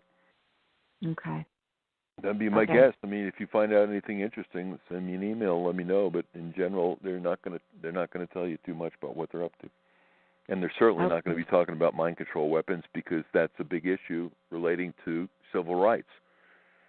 Nowhere in the Constitution are they allowed to go around entering people's minds and controlling people. But, they sidestepped it with this Title 50, Chapter 32, Section 1520A. That's the federal law that allows them to do all the shenanigans to people. So, yeah, we're going to have to look and see how that's looking now. I appreciate that, and this is really fast and last. I don't have any chip per se. The things that everybody describes about, being attacked and seeing some kind of a scar, something like that. But something interesting happened. A helicopter flew over my house, which has never, ever, ever happened. I've had lots of planes and helicopters, and ever since then, when I get near a microwave or whenever the tinnitus starts getting kind of, like I said, at its height and pitch, there's 3 spots on my arm that lights up, and it feels like a little electrical buzz in 3 different places on my right arm. When I stand in front of a microwave, if I even wanted to warm up something like at work or whatever, it activates these 3 things. I have no scars, so I know it's not a chip. So are you familiar at all with these the nanotechnologies that they say talk to one another, and they can actually embed themselves in the skin, and how if they're detectable with any type of equipment, or do you know? Well, if they're actual microcircuits-based stuff, then our equipment picks up on them. If they're inactive chips, passive chips like RFIDs, then no. But if they're actually intelligent processing chip, then we pick them up with the gear that we've got. Does that mean you can pick up on quantum dots? Well, I'm not sure what a quantum dot is. Well, it is actually semiconductor and crystal radio circuits, and I'm finding them under my microscopes in body fluids. Well, if it has nonlinear junctions in it, then the nonlinear junction detector should see it. But what's the point? If it's how does that fit into harassment? What does a dot like that do? Well, if I don't know. It's frequency responsive. Yeah, but if it's not intelligent, how is it harassing you? Well, it would be intelligent. It would be intelligent unless it's processing information. Right. In my case, I think in my case we use it as a locator, because there have been times when I have put my arms and stuff over the top of my head, because that's primarily the way that they're tracking me now, is using this infrared and some kind of computer system. So when I am able to block this and I cover up my head, they get frustrated, and I can feel that thing moving all around because it attaches to something coming from my head, some kind of, I guess, brainwave or something. When they can't find it there, the next thing you know, I feel these things light up in my arm. So I think it's more like of a locator, like a way to locate me. Well, the thing about it, they want to get to you. They just send out signals through the whole matrix, and it doesn't make a difference where you are. The signals are there. Same thing like a cell phone. I call your cell phone number. It doesn't make a difference if you're in China. The phone's going to ring. Well, that's true. That is how it is. Okay. Thank you so much, Roger. I appreciate the info. Sure. And I just wanted to mention real quick that she might consider going on Amazon and getting a $55 laser defeater, even if for nothing else, just for an experiment to see if anything laser related. I have a couple of reports. Is that a detector? No, it's actually a defeater. It's doing. And how does the laser defeater work? I'm not even sure. I had somebody out of the because I haven't heard of a laser defeater, so if you get any information on a laser defeater, let me know. Yeah, just put it in on Amazon. The company charges. I don't have time to do that. If you find something that's for real, just send me a link. All right, I will. What's your email?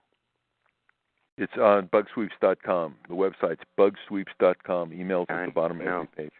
Okay, cool. I will. Hey, Roger. Okay, go ahead. So one of the few places I find relief is, in like a hot, steamy shower. Water tends to attenuate the frequencies, I suppose. But another place that was really curious is that I recently went to the hospital and got a series of CTs and X-rays, and within that lead-lined room, I get attacked all day, all hours, every second, all the time. And this is the only place where I did not feel one twitch, was not attacked, nothing, in this lead-lined room. And that, I'm a scientist, and that doesn't make any sense to me, because lead does not block RF very well. It blocks in the X-ray range just fine, but can you comment on that? Or would you happen to know why that may have happened, or maybe they were just messing with me? Okay, so you did get relief inside the room. I felt no attacks at all in the room. Okay, yeah. Well, so those rooms are just not X-ray frequency rolled off. They're wide bandwidth attenuating rooms, because what they're doing is they don't want anything from the outside world to interfere with the system making its readings internally. So those rooms are wide band attenuated. They'll attenuate probably from 0 to 75 gigahertz. That would be my guess. Wow. So it's not X-ray. That makes a lot of sense. Yeah.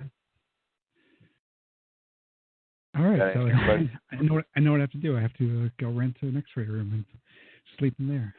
All right. Well, or you can, if you can buy Lindgren rooms, which are good quality rooms, ETF Lindgren, and they're on eBay, used ones. So if you ever really decide you want to get yourself into a Faraday cage, there are units that you can buy used. I put several up in different people's places. The thing about them though is that they're 8'4" tall and they're heavy. So you have to you can't put it in an apartment. You have to put it in a house, and you have to reinforce the floor because the floor is steel. But I can send you the data sheets on the ETF Lindgren rooms if you want to know a little bit more about Faraday cages. But the thing about the unit that we build, the active shield, is it's really light, and it's a fraction of the expense, and it does darn near the same thing. Yeah. Thanks, Roger. Okay, so I'm going to go to California again. Hi, CC. Is this CC, or do I have the wrong person? No, this is Sue. Hi.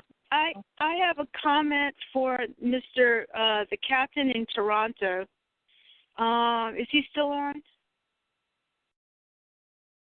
Let me check. Well, go ahead and make the comment. I'm sure he's listening. All right, yeah, because, this would apply to anybody.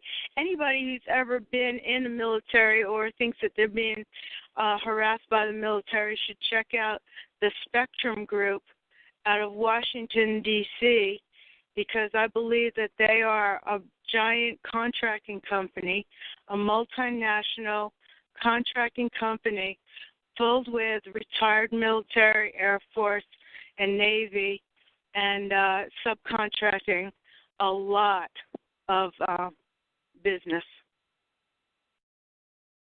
Okay. Sounds so good. the guy in Toronto, if he wants to follow up, that would be a direction for him to get a lot of names and email addresses. Thank you, Sue. That's very kind of you. You're welcome. South Carolina, you're on the call. You have a question for Roger? Yes. I think it probably was already answered regarding that Faraday cage, but I wanted to ask directly, is there anything that can attenuate the frequency of voice-to-skull technology? Well, we use this active shield, which puts you in an electrostatic field that blocks it. So that's something that we actually build ourselves. I invented it, and we build it. Is it expensive? It runs about $1,500. And it's guaranteed to last, I don't know. How long does it? We basically have a 50% money-back guarantee in 60 days. If it doesn't work for you, you can get half your money back. Okay. What is it made out of? The transmission panels are made of electrostatic materials that are plastic-based conductive panels. And then it has an electronic power box that generates the energy that drives the panels. So basically what you're doing is you're sitting between two gigantic transmitter panels that are transmitting the same energy from both sides, so that you're inside an electromagnetic field that saturates your body with bioharmonious frequencies. And then other stuff, the negative stuff, the harassment stuff, just can't get to you because you're saturated in the good stuff. It's basically how it works. Oh, and I have one more question. Would homemade remedies such as grounding your bed or reinforcing the grounding of your home, will that benefit me in any way?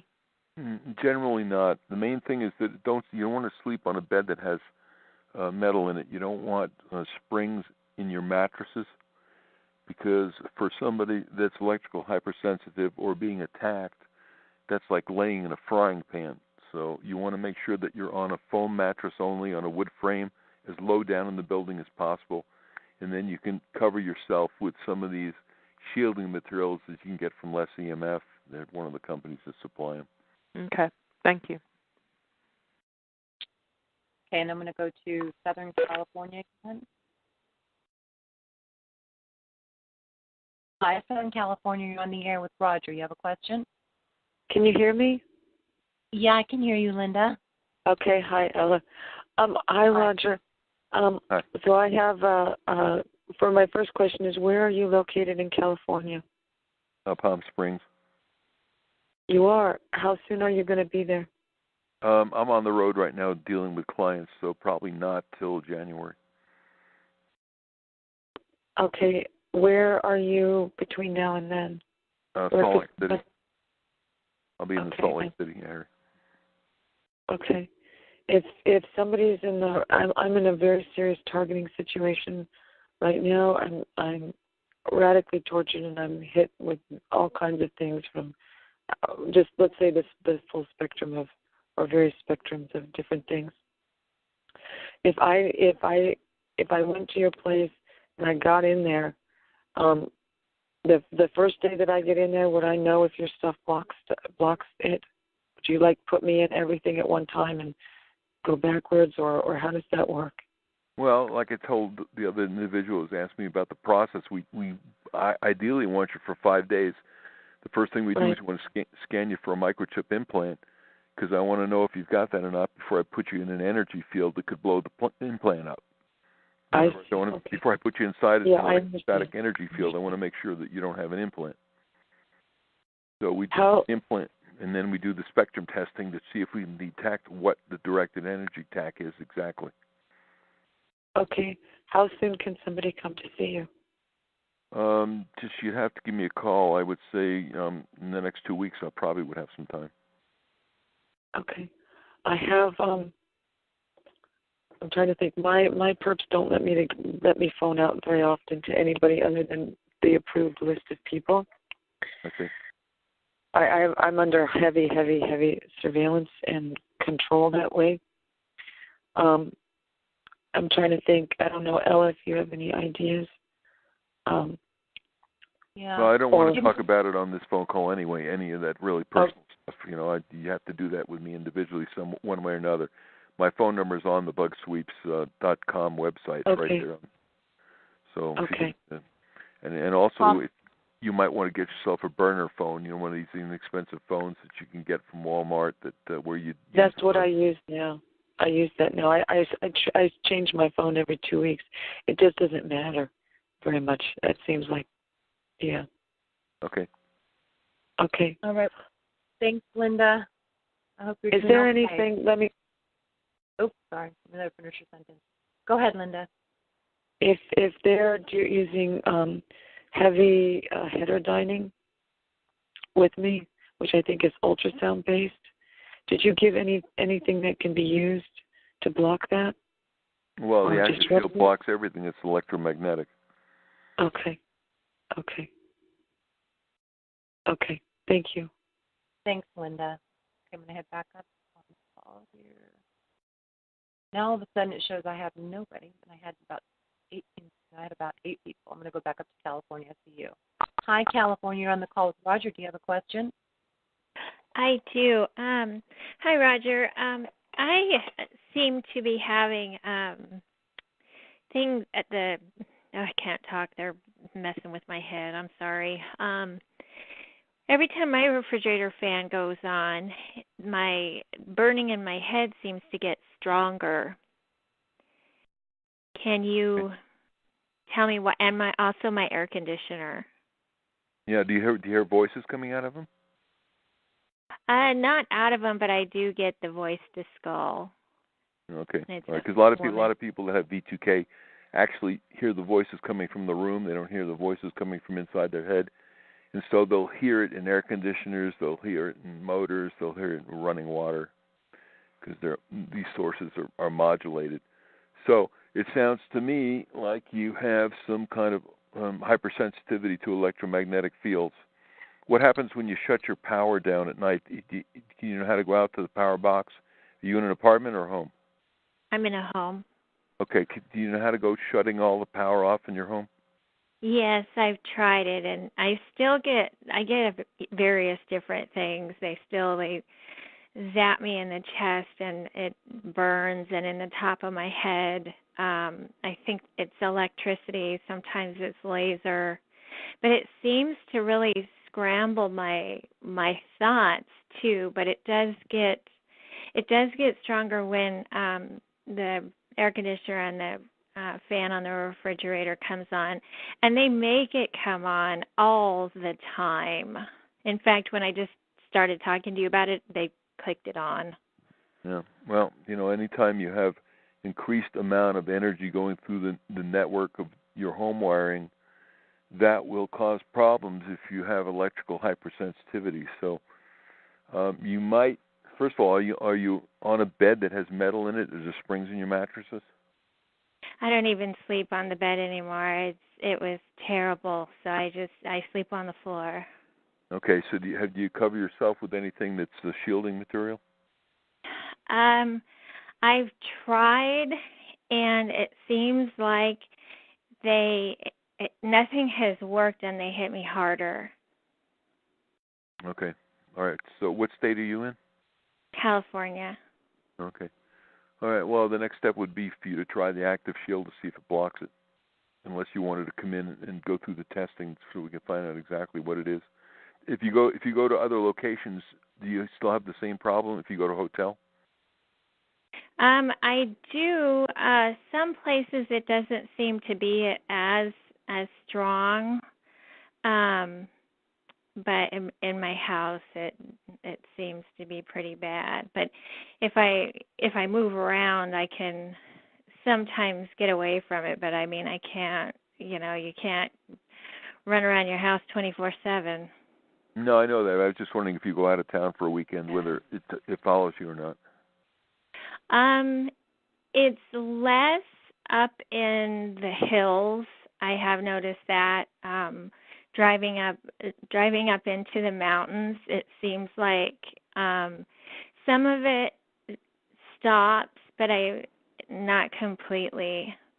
Yeah. Okay. Well, usually electronic harassment is much less in the rural areas than it is in the city. Mm-hmm. So, but it's I can't really diagnose you over the phone. It's really that's the reason we have this test protocol. So the only thing I suggest is that you get some passive shielding or get the active shielding to protect yourself, and then shut your power down at night to see if that improves everything. Okay, I'll try that. Thank you.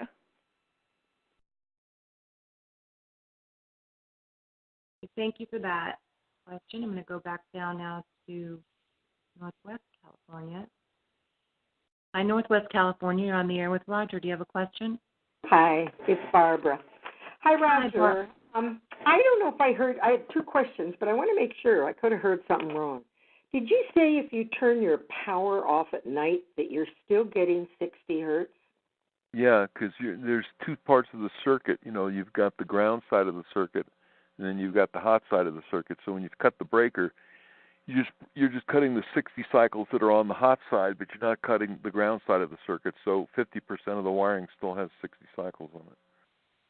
Wow. Well, now I've been doing that for 6 years, and it doesn't stop the targeting, but it does relax my body to turn the power off. So this is very interesting. You also should check your power to see if you have dirty power on it. There's meters that you can buy that are inexpensive. Yeah, I haven't. No, I did a long time ago. But anyway, I'm just shocked that you said I'm still getting 60 hertz. Okay, I heard that right. Okay, yeah, the only way you can completely get the power out of your house is have the power company come out and disconnect both sides of the power, the high side and the low side. Well, I had them measure something because I was getting electrocuted in my bathtub. Now, I'm embattling my power company, by the way. They're lying left and right. So they came and put something over my meter, and I did not tell them that I turned my power off every night. And then when they were done for a week, I said, I want a copy of the chart, and I got the chart, and it was just going off the chart at certain times. But the thing was, I didn't have my power on. So I said to them, why is this going off the chart? I said, because I want you to know my power is off every night. I didn't want to tell you this, but that's what I do. And they said, well, it wasn't coming into your house. I said, but if I had my power on, all those high spikes would have been coming into my house. And he said, yes. So I was just surprised to hear what he said. Okay. Well, there's two sides to the circuit, and the circuit breakers only break one side. Right. Thank you for that. Okay, here's my question. This static field that you put up with these two panels, I'm a very sensitive person, and I guess I don't consider static to be harmonious.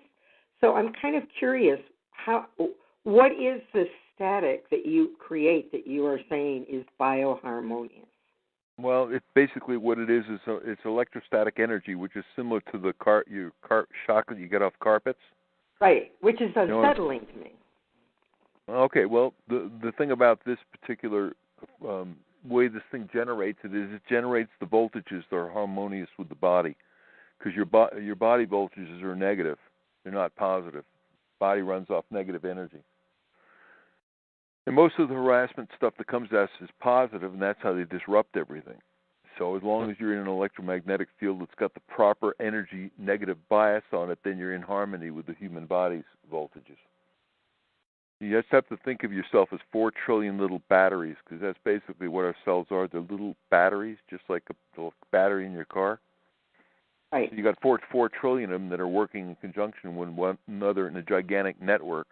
But all those voltages have to be right on, otherwise you start to get sick and your immune system goes bad, and any part of your body where the voltages are dropping can get opportunistic infections. Your energy field balance and your health are totally tied together. So a sensitive person would feel good with this.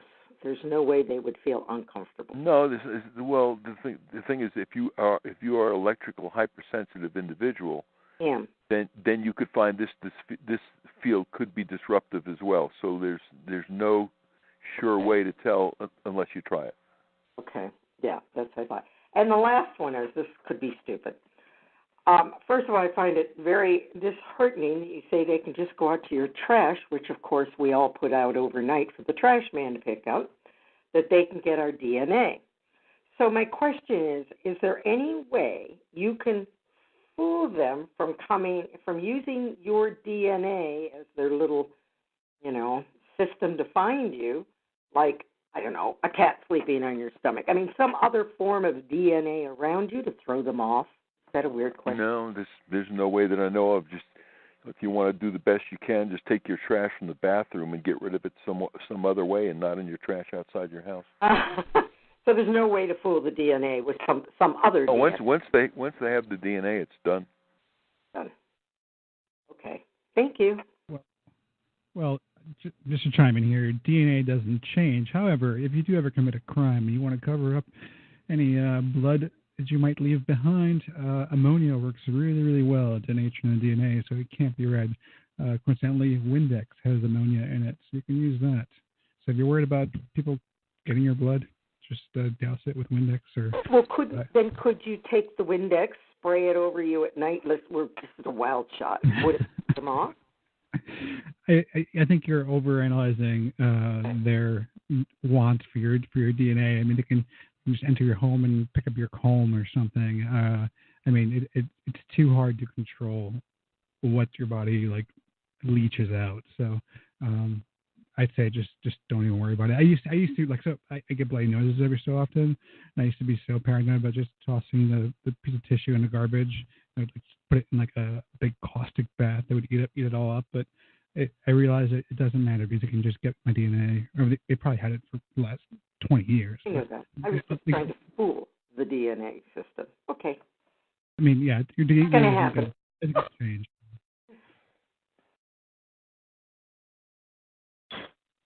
Okay, well, thank you. I'm going to go to California. We have a lot of Californians. And as you know, Roger, there are a lot of people in California that are targeted.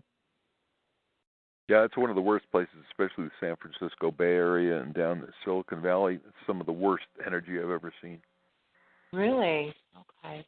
Yeah, I just had a helicopter fly right over my hotel, and the guys had the door open, and they were waving at me when I was in Santa Clara one time.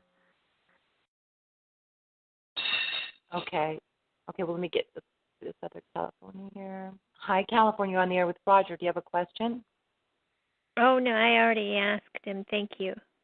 Okay, you're welcome. Let's see. Coming back to West Washington State. Hi, West Washington State. You're on the air. Hey, Roger. How you doing? Hey, Roger. How you doing? I'm out in the Pacific Northwest. I got on really late, so I didn't hear anything but like the last couple questions. But I did write down. Get a replay. These things are replayable, right? Yeah, I don't know how to do that. I've never done it. I'll just call you. I'm not sweating that. I did look up I found you years ago because I was real suspicious on sweeping my house to look for repeaters or whatever it may be. I don't understand any of the weaponry as far as the application aspects of it. So I was really, like I had lent my van out about a year ago, and I had driven 50 miles from my home, and it had subsided a little bit, and then a few days later it picked up when I was there. But ever since I lent my van out, after that, it's never stopped. So I was always under the impression maybe they put something in my van, or were able to, or they activated it. As far as the placement of something, if that's even feasible to do, or if that's an application to enhance their weaponry or direct it or whatever. But so you just go to your website. And that's your contact number. I have a secure phone. I figured out how to shield the Stingray applications that they have, and to secure the phone so that they can't. I mean, they can monitor what you're saying with frequencies, I would assume, because they have. I've got tips on the latest equipment they're using. Like, in other words, I solved the phone problem, so they cannot come into my phone.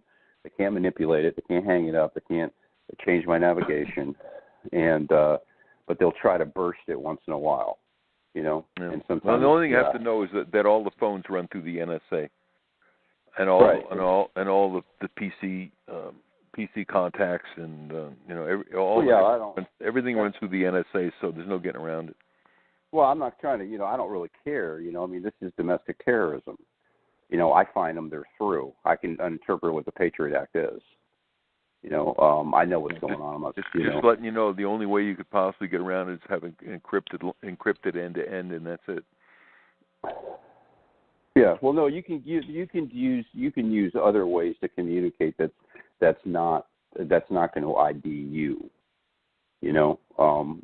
That's if you were going to do something down those lines, that's not a problem. If I ever got to that point for whatever reason, I've got nothing to hide. I'm a lot smarter than they are in their aspects of who they've got on the ground, or with the spotlight, the V2K schematics, whatever they're using. Those bozos, they're whoever they are, they're not they're not too bright. They're very they're limited.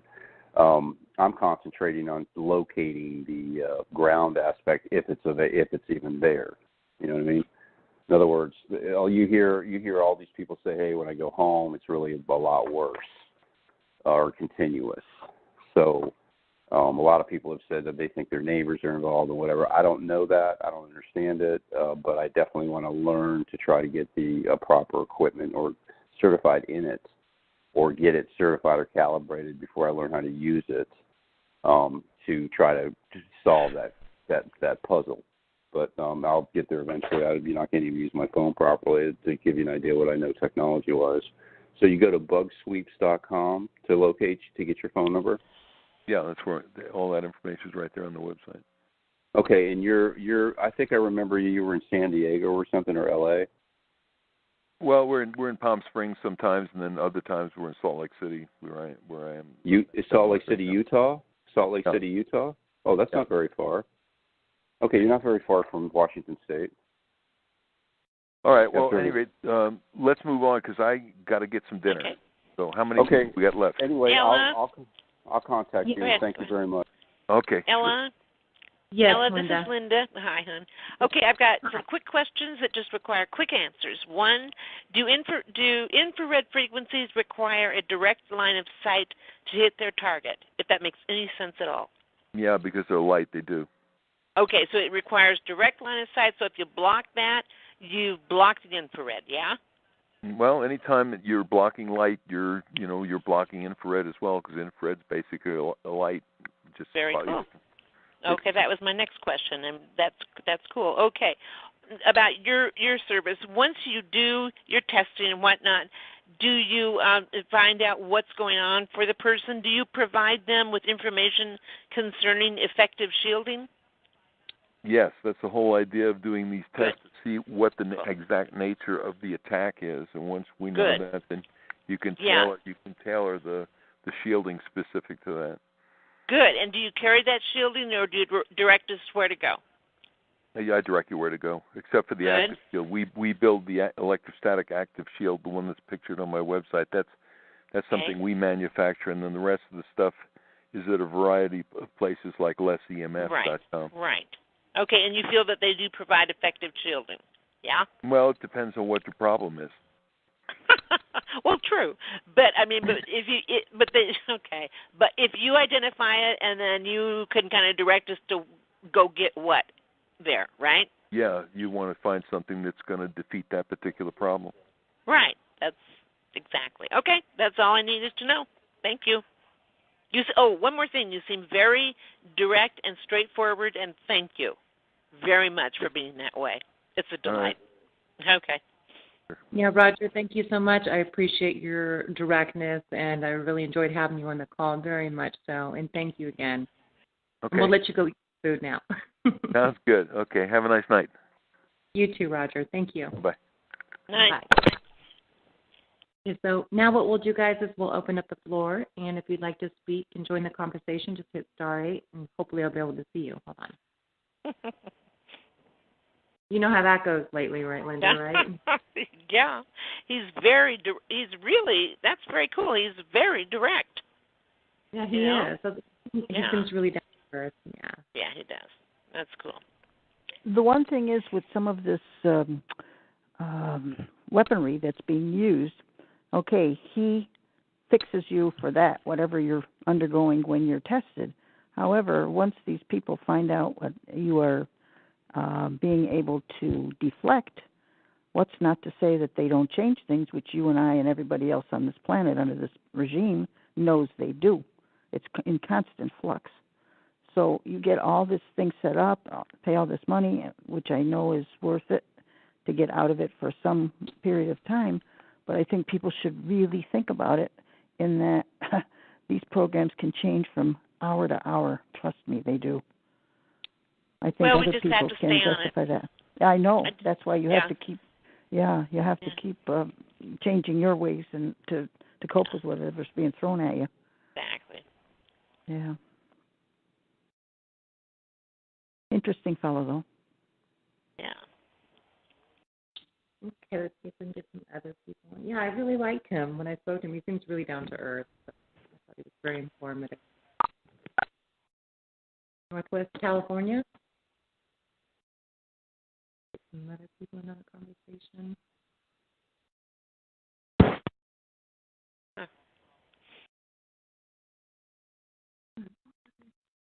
West Washington State.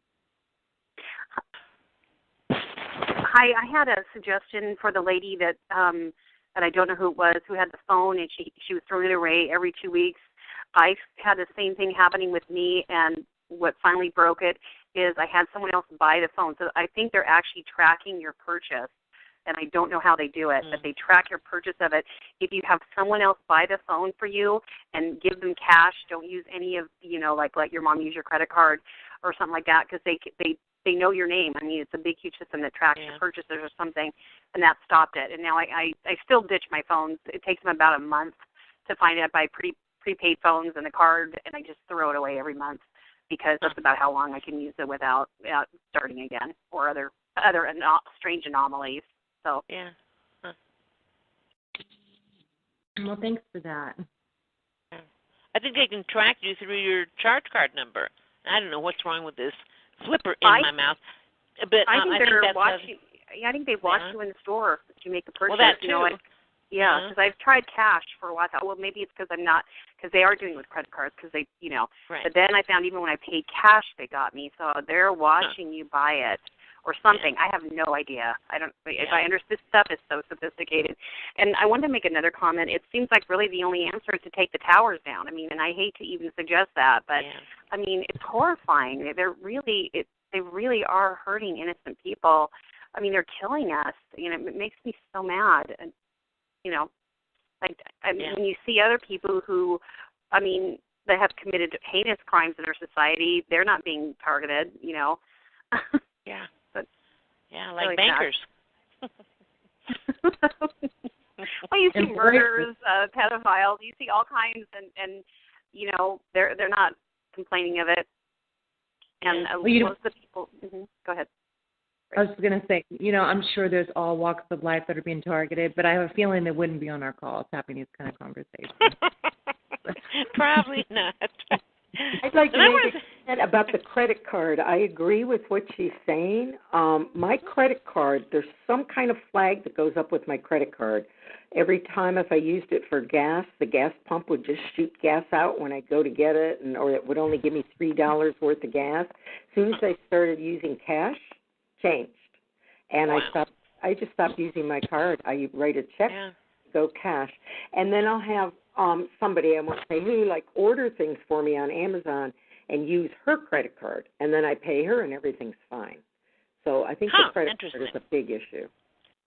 Yeah, I do too. Especially with those little, now they have that little chip in them. Yeah. That tracks us right now. And I'm sure the new licenses too. I got a new license and it looked a little fishy. Yeah. I think they have chips on those too now. Too. They can follow us anywhere. Hey, there was something that Roger didn't mention because I'd talked to him before too myself, and it really didn't receive a lot of attention or focus. But he has the ability to track it, the signal that's coming at you, to track it back and identify the exact location where it's coming from. So, and when I spoke with him before, so now I'm in California, and he suggested that I go to where he was at first. I don't know that he had an office in California at the time. So I guess it was Idaho or Utah or something like that where he was at. So he said, I can either come to California or you can come here. And I said, so I want you to be able, because I know it's coming from around my neighbors and then, of course, a couple of other places. But I told him, you know, if I come there, what if they stop doing it? And the first thing he said was, my experience has been they never stop. They don't care. They just won't stop. But he also said that, and I said, but I want you to be able to tell me where it's coming from. And he said, I can, even with you here in Utah. So anything, I guess, that's bouncing off of a satellite or maybe somebody nearby, maybe that followed you and shooting you from a van or something like that, he could tell you exactly where it comes from. And that's the difference between the machines that he has and what we're talking about right now with the spectrum analyzers and stuff. You know, he quoted, you know, a really big price tag for the equipment that he had. And he says that he also can't fly. He has to drive everywhere he goes because the equipment, he said, is hundreds of thousands of dollars, and he trailers it so he doesn't trust anybody to put it on an airplane. So what he has appears to, you know, stand shoulders above, you know, obviously for obvious reasons, anything that we could get our hands on. But of note, what he can do is he can pinpoint the exact location of where the different frequencies are coming from that are being directed at you. And then added to that, which I thought was also very interesting but kind of depressing, was he was saying that the bulk of these frequencies are in the extremely low level, and I don't know if we've come across, I don't know if Neil or anybody else is still on the call that can speak to this, but is anything that's on our current detection list, will it pick up these extremely low frequencies? You know, so yeah. Uh, Unfortunately, the the filters required to get down into the extremely low frequencies make them more expensive units. So, I mean, it's not terrible, but the SDR is starting at 54 hertz. And the truth is, there's a whole lot of really nasty things happening to people from 54 hertz down to 1. So, and did I hear him right? That it's in a different realm now of infrasound or something like that, and that we would need a different detector altogether to capture that? So can I chime in here? Yeah. So this is why I was asking about the lower frequencies, but we have a very famous person listening to this call by the name of Miss White, and she wrote me a message in response to the question I asked, saying that antennas do not need to be resonant length or even close to work reasonably well. And she posted this on a chat about only requiring an antenna that needs about 100 turns, and that would work just fine to pick up 300 hertz. So, yeah, I mean, you can't really pick up those signals with the equipment that he described. But you, at the same time, you also would need an antenna that's 1,000 miles long. But you would need some sort of coiled loop antenna type apparatus to pick up those frequencies.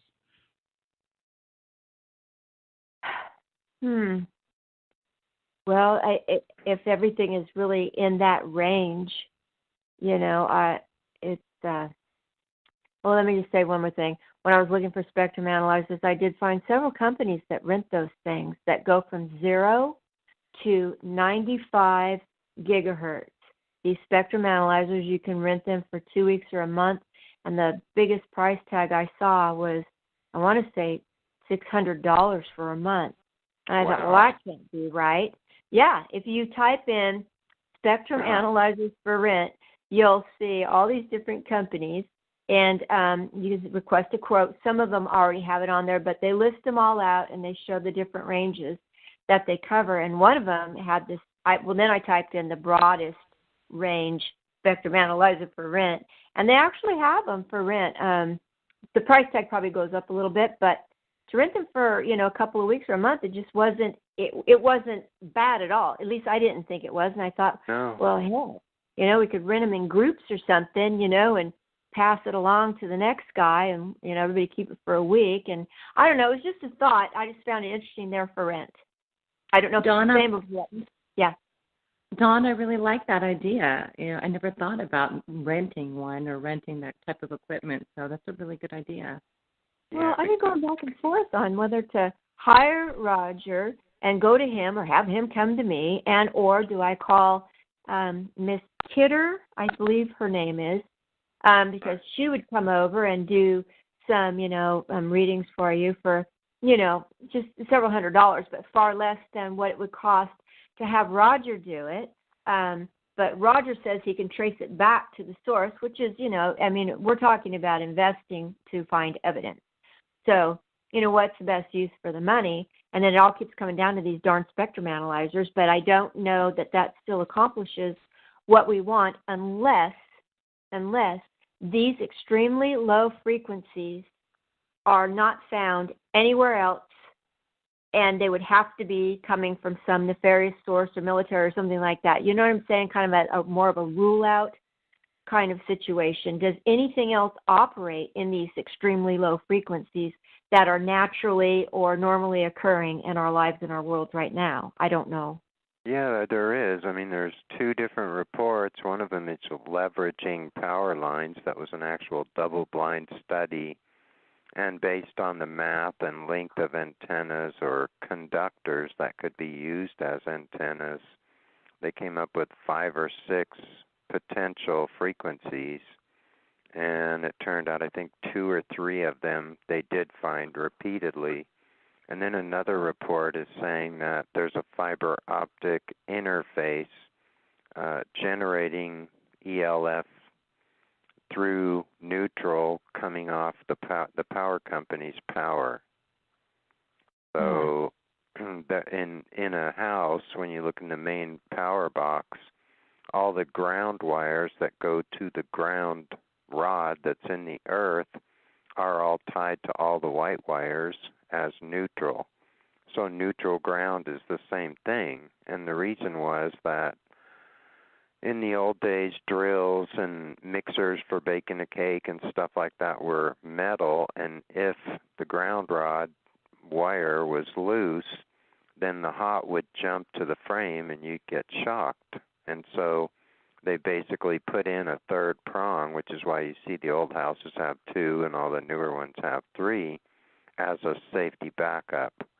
So it's perplexing to me at this point, even as an electrician, not to see that they are generating through fiber optic, which would be at light of speed, or the fact that they're sending other frequencies besides 60 hertz through, but the fact that it's being run through ground, whether it's acoustic vibrating or purposely done, a fair amount of people have reported to me that the ground wire hooked from their power box to the ground rod, they find that wire loose, which tells me that they don't want those frequencies to be bleeding off through the ground rod. They want them to saturate the whole place that you're in, which is, one reason why being at home all the time or being in one place, you are getting hit harder in a variety of ways. But anyway, that's what I have to share on that. I had heard that same thing before about that actual ground coming from, somebody had mentioned it to me before, you need to check that. And I went, well, what do I do? Follow they start digging a hole. I mean, I hear all these things that make sense to me, but then, implementing or trying to, to do something about it, I always run into a wall. So who's the really famous person on the phone? Is she still there? Maybe, is there any input that, she could provide, or somebody else that, so Neil, if what you're saying is that they have identified these places, the power lines, and these sources of those particular ELF, those particular frequencies. So could we do that and add that to the list and say if it's this or this or this, if you're trying to measure it, then that's not, a weapon that's coming from your power company or from the power line? Well, yeah, I mean, I put on the frequency list that I just gave out a lot of after the webinar on Monday with Derek, and it's showing the ELFs and what they do to people in the beginning of that frequency list. And that information came from Barry Trower, who I actually wrote hoping that he would have some backdoor information basically to tell me when he referenced that there were 600 different frequencies associated with human function in all the ways that we function, emotional, mental, and physical. And that it turns out that he doesn't have that list of 600 because it's classified information. But it was proof that it's being used. And the one guy that I have who comes from our R&D calls that has erroneous spectrum analyzers, which are $5,000 a piece. One of the 2 units that he has goes from 0.1 hertz up to whatever the megahertz range is, I think 20 megahertz, and then the other unit goes up to 9.4 gigahertz. And he is finding ELFs through the neutral ground of a house power system. So they are there, and I mean, in the evolution of our unity, it's been my dream and my vision for a couple of years, which is why I started R&D and why I bothered to get on the board to deal with the politics to try and raise some real money with FFCHS, is that we are doing all this stuff in-house. Because if Melinda charges $1,400 to $1,600, and, of course, Roger, if he has to fly out somewhere, he has overhead. Everything's expensive, but you could buy all the equipment that they're using. The fact is that Roger said to somebody that he was pissed off that he spent as much money as he did on his spectrum analyzer because of things like the SDR, which is why I highly promoted that, because it's a great spectrum analyzer. And HDSDR.de is better than the software that comes with the RF Explorer or the $5,000 Aronias. I just spent 5 hours on the phone with the guy with the Aronias going through the software to learn all the parameters that come, with your SDR when you get their free software. And he said, I don't have half the features. Can you go back to the Discover comment? Do you say there was better software than what comes with it? Yeah, on the hdsdr.de website is free software for the SDR. And in sitting there and learning all the parameters with a friend of mine who has a $5,000 Aronia, 2 of them actually, he said this software is way superior. And so Dave, who was also in the R&D calls, bought the RF Explorer probably a couple of years ago, and I wasn't going to go into giving much of a demo on the SDR because I figured he'd do a better job. But in all honesty, the software that comes with the RF Explorer is pathetic comparatively, which is why he's trying to download hdsdr.de and get it to interface with the RF Explorer. So it appears. Quick question: Do you know the software unlocks a larger frequency band? Do I know if it what now? Wait, will unlock a larger frequency band? So like they're locked out, so you can't read between anything below 1800 megahertz. Too. I don't have those specs yet, but I am getting concerned about it because for $300 I bought the Hack 1 unit, which I haven't learned how to use yet, but it's saying that Hack 1 isn't compatible with HDSDR.de. Well, the old software was sdrsharp.com. It was pretty easy to learn, and I still don't remember the specs on that, but there was no problem with getting into upper ranges because basically if you buy the $20 SDR, plug the dongle into your USB port, hook up an antenna, you can go from, you add the $55 up converter. That gives you from, I think it's 54 hertz up to 1745 megahertz. And I think there are a few missing little gaps there, which are places that we would want to monitor. So we may be in trouble in that way. I'll have to contact somebody who's like way smart and has high dollar equipment and see if he's doing anything to get around that stuff. But the Hack 1 gets you up to 6 gigahertz. So for under $500, you've got an SDR minus the gaps you're talking about, which are only a few, if I remember right, going from 54 hertz all the way up to 6 gigahertz. So what a lot of people could find with those is pretty cool because there's so much stuff at 2.4. Then if we could do this thing that Don's talking about and rent that one that's going up into 95 gigahertz, we're probably going to find some more things that are being used as carrier waves to get some of these nasty signals that are doing things to us. We should probably talk about this offline a little more, but just top of your head, do you know anything that would measure above 3 gigahertz, for in terms of like a spectrum analyzer or even just...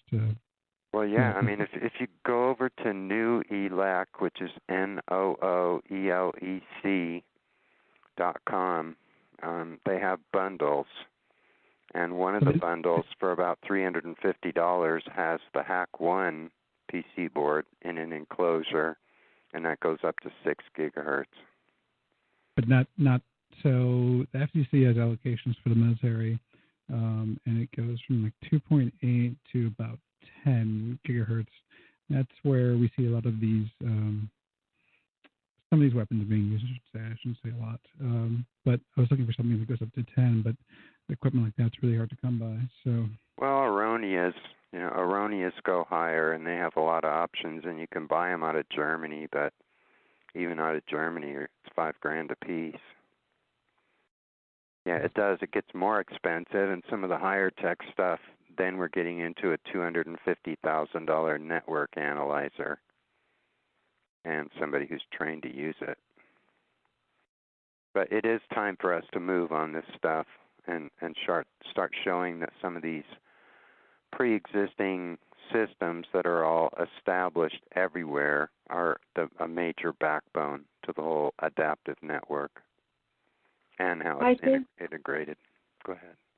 Yeah. And I couldn't agree with you guys more. It's really frustrating for probably the majority of us who are really not savvy on any of this stuff. I feel like perhaps we received the emails and stuff from establishing kind of a committee per se, and my thought was it would probably be very useful if we could start putting together. I know you already have one, Neil, on an R&D team. But no, we're not. We're not doing R&D anymore. I did 400 hours of calls, and nobody followed up on what I wanted, and I just said, all right, and I went off on my own with just a couple of people out of the whole 20 or so. So then maybe we can... It's a good time to do what you're talking about. Pull the best people together. Right. I'm more of a pull people together that are way smarter than me and learn fast to catch up with them if I can, and just put them out front and put the spotlight on them and give them the tools they need and say, go for it. So I'm more of the pull people together. And I've been thinking about this, that there is a few really smart people floating around in our communities these days that we probably should pull together, as much as I hate, having to do another conference call. I'm burned out 4 years of so many hours, but it's too important. I'm certainly not just going to go off and play my guitar and ride my motorcycle and ignore it, because we're being half killed here. Skizit. Hey, Neil, what's happening, Sal? How's it going? Still alive. I know. I hear you, bro. I'm sorry to hear that. I mean, I'm getting at the same thing. I got lit up in the supermarket, I was checking out, and I was like, wow, maybe this isn't that parking lot. Some guy got on there to call, and he was like, really, it's all in the parking lot. I looked around, but anyway, my question is this. I mean, I'm like a lot of the people that have no idea about a spectrum analyzer, even though I have one. I mean, the guy who told me to buy it, he set it to where it would jump around and show all the different, wavelengths, and I think it was on microwave. So, but I can't get it back to it because I just don't understand how to set it. But do you think it's a good idea, since you guys I missed the whole call with Roger. Do you think it's a good idea to maybe try to, or I don't know if you've ever done this, because you probably already know about a spectrum analyzer. Is there like a course you can take or a tutorial that would give you a certification or lead you into where you can go to school to learn how to use one of these so you can get better educated and understand it? Do you have anything that... There is RF courses with certifications in California that a lady electrician reported to me who's pretty serious about doing all this stuff too. What does that mean, RF? Does that mean spectrum analyzer classes? Yeah, I mean radio frequency. Oh. Well, listen.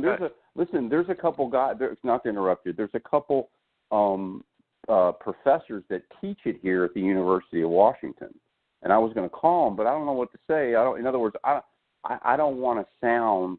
I want to sound professional. I want to ask the right questions. So I need to talk to you, because I definitely want to call him, and he's got a slew of students.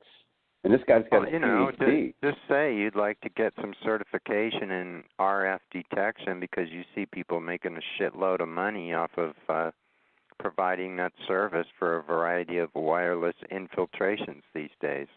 You don't even have to mention EI or anything. Just say, what would it be? And then the other thing is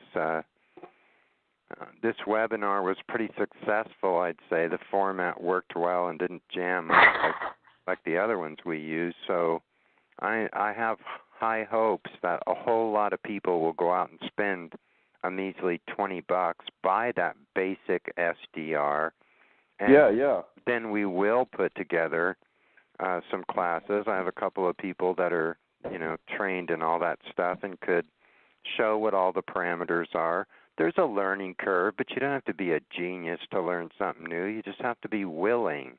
I'm down with that, dude. I'm down with that because it's very frustrating for me not to. I mean, in other words, I'm a person like you were an electrician. My brother knew electrical. In one of my side businesses, electrical is involved in it, and I can't do anything. So it's really frustrating for people that can't, deal with things like that, or they don't have the basic concepts down of electricity or just general things, and they feel intimidated by it. But I'll be damned if I'm going to not learn it.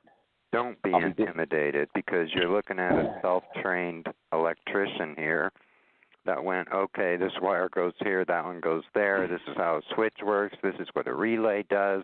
After you're, 59 years old, you've worked on so many different things, and you play student really well, so when you meet somebody smart, you give them a few buzzwords, and then they spill their guts, and they handed you a copy of their college degree in a summary format. So it's learning to be a good student if you're not already a brain tapper kind of a person, and then just being grateful that there's so many people that will share. I mean, digital washer and dryers now, and mine's broken a couple of times, and I guess they roast motors in them. So I had to sit down and learn that the thing has codes like a car. It has a trouble code, how to go into the code mode, and it'll tell you what's wrong with it. And so it's uncomfortable to learn something new, and it's over your head, but there's people and a lot of YouTube videos and websites that will tell us these things, and it's just a matter of getting enough people together to put this together and learn it, because it's not terribly hard. Yeah, I appreciate it, and I'll pick up that cheap thing so that I can start getting familiar with it, and I'll try to get somebody to do the RF Explorer in the interim, in the meantime. Do you think it's worth it to hire Roger? I didn't miss the whole call. I had missed everything. All I heard was the last two sentences, and Ella was nice enough to bring me in. I think, I don't know, there's a mixture of reports. I'm certainly not going to badmouth him. He's obviously in demand that he's kept busy for all these years. So for people who have plenty of money, and it wouldn't be a big deal to drop $2 or $3 grand and maybe only get temporary relief because you found out, it is adaptive and integrated, and so they will adapt and come up with some way to get through to what you've done to protect yourself. So having a few people that got plenty of money out there do that and then come to the calls and report the outcome would be beneficial. But I wouldn't say, stop eating so you can save $2,500 because it's going to be life-saving. Is that how much it is? $2,500? It depends. But Neil, that's what I put in that when I sent out the announcement. I said, really think about it. It's not, don't spend your money quickly without thinking about it and speaking to other people in the community, and that people's programs vary from person to person, and just be intelligent about it, because we're desperate and we have to think things through a little bit and get some information so that it works. Well, if you guys come up with the questions that need to be answered, since I'm a novice, I'll do it. In other words, you come up with the specific questions and tests that need to be answered, Neil and Ella, or somebody else that you can confide in the specific areas that you think we need to be versed in, or that could help us in the interim of ground-based stuff or whatever. However you guys can do it, I'll do it. Just get the questions together, because if I just call them and say, hey, come over here, and, I'm going to miss 90% of everything, and Neil's going to go, why did you do this? And Ella's going to go, well, did you do this? And then these other women are going to go, did you do that? So my suggestion to you is to make a list of what you think, or I'll talk to you about it later, Neil, and maybe I can call you, and you can tell me what you would do. If you think those things will help or lead us down, a different, a process of elimination. And since you said he uses spectrum analyzers, and it'll help as far as the coordinates. I mean, you guys said that this woman got on there and said that he can locate where it's coming from. Boom. bingo. But, where's the legal format questions? Is this guy going to testify to that effect? Is his equipment certified? They are. Ben, let's do it. What are we waiting for? So whatever you guys want to do, I'll be glad to do it for you. Well, what is the core problem? Here's the core problem.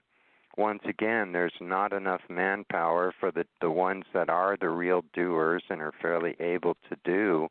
It's just a matter of somebody coming up with money from philanthropists or a possible grant into the research of basic common systems like Wi-Fi and smartphones and smart meters that everybody's using. Whatever it takes for us to get that money, then we could actually put a department together. And if we needed outside professional help, be able to pay for it. And yeah, you're not kidding. You're not kidding. That's I'm away from home, but I am in an area that could teach me to which one of us or somebody could go to the school. It's a grant school that teaches you either how to write grants or if all it honestly takes, guys, is just having the entity of a nonprofit. And I talked to a bartender. I'll reiterate it again. I talked to a bartender and was asking questions about it because Shelley was talking about it, and he says, "Dude, money wasn't the problem; it was time." He opened up. He hated seeing all these homeless people, and he started a nonprofit, and he had more than he could deal with. I don't know. I didn't ask him specifically, but he said he had more than enough. It was just a time thing. So it's either the area you're in, geographics, or it's who you know. And I don't know anything about the legal format. My sister does, but she went to school specifically. She does it through grants. So it's either who you know, and you can solicit in the right geographical area. Like this area, it's just there's so much money, it's disgusting. But getting to them and getting them to write you a check, I've never done that. Well, I wrote the cover letter for us to do fundraisers and have most of the info pack done to hand them with it as a packet. So they have a summarized overview of the topics we're working with and the purpose of the research. So it becomes a matter of somebody who will stuff envelopes and, as Derek said on a couple of calls ago, I think he said he did get a book with a bunch of, connections for foundations and grants and all that, and that he could spend months in there. So we need a few clerical people to come forward and say, okay, point me in the right direction, and I'll do the footwork to get that part of it put together, and then somebody to print and stuff envelopes and send these off and, expect a 1% return. But if we get one person to write a check for $50,000 or more out of 100 letters that cost, 46 cents a piece and a little bit of printing cost, it's just a little bit of money to work with to get some attention. Neil, have you tried crowdsourcing at all? What Has that been tried? The crowdsourcing? Oh, boy. Yeah, here we go again. Okay, it's done. What was it you said? Has crowdfunding been tried, or just where you put up what you need, and like some of those sites, you can, like just how they did SDR, how they made that. Yeah. Nobody's done that as far as I know, and it's a matter of being spread too thin. I guess I do know a lot about that we could be doing those things. It's just that somebody else has got to take charge and be a self-starter. And if it means another call that's focused on that as a committee or a department, and then just write up a guideline of bullet points of what are we out to accomplish. We got to get some money to work with. We'd like to be able to do field service. We could do timeshare with YouTube videos or private videos sent on a DVD to people to learn how to use them, and then have equipment that we could timeshare out. I think those are all really viable ideas, Neil, and I think we should look into that. I do too. So, I mean, it's at a point, whatever the approach is that's effective, to say people that are on these calls, we're putting some feelers out there to say if you're in a position to help in clerical, in stuffing envelopes, even in just being a good organizer, to get the right alchemy of people together on one call that's focused to do that. Because we've learned a lot in the last 4 years I've been with everybody, but we can't just keep sitting around talking. And I mean, I've reached a point where I really get angry when people go, well, you guys should blah, blah, blah, because us guys are already working 16-hour days. And I'm dealing with biologicals too, and so is it. I mean, life-threatening stuff. And they know I have microscopes. We're both kind of out there on the front line, to say the least. And so we are, life-threateningly attacked, which is slowing us down. And we're also diverted. And you still got to mow the lawn and take a shower and eat and try and get some sleep. So it'd be nice to see some people just come forward and say, okay, if you're going to do a call, and, I'll consider being in the clerical or organizer or a secretary to just take down what's talked about so that we follow through on it, and just get us to the point where the first 100 envelopes go out with the cover letter and an info pack, and have a couple editors look it all over and make sure we've condensed it and it's a good presentation, and send them out and say a prayer for a little bit of grace that somebody writes us a significant check. And Derek would also say, and others too, that there are limitations to being a nonprofit. Like FFCHS was under the guise of education, so there could be material, studies summarized and then distributed to certain areas, but sometimes the guidelines for a nonprofit are restricting as to what people do, which is why it's more attractive to go to a philanthropist, because if you sell them on what it is that you're going to do, they're not going to restrict what you can or cannot research. Because, we may not get a government grant to expose that Wi-Fi and smart meters are hurting people, because they don't want us to do that research and compile the data. Hey, that's what I was going to ask you then. You put down the purpose, your proposal, as being, EMF kind of more related, right, instead of targeted related. Yeah. Okay. Yeah. I didn't know what you had put down for your purpose on your proposal. Okay. Yeah, I mean, we're at a point to just pull the cream off the top, get everybody together that's in a position and has a certain ability to do the things that we have to do to walk through these steps. And I'll feel so good just to know that 100 letters were sent off to philanthropists, and there are foundations that say what they will donate money to. And, they'll donate a pretty significant amount. That would give us room to work. Remember this, gang. There's more money institutionally in the world than there has been in 70 years. And everybody can sit here and hypothetically theorize that, the corporations are behind it because they're making all this equipment and this, that. There's just a few subsidiary military-based type people that, or technology companies that are supplying these bozos with this stuff. All those guys that are bankers and traders and all these huge investment firms, they got families too, man, and kids too. And, there may be a lot of them that may not be down with this. You know what I mean? There's guys that handle $900 billion in their investment portfolio. There's guys. Right. I'm just saying, there's people out there, like that, and there's dozens of them, and dozens of them. And there's, like I said, more money institutionally than there has been in 70 years. But they may not want to get their name involved or whatever. It's a matter of getting to them.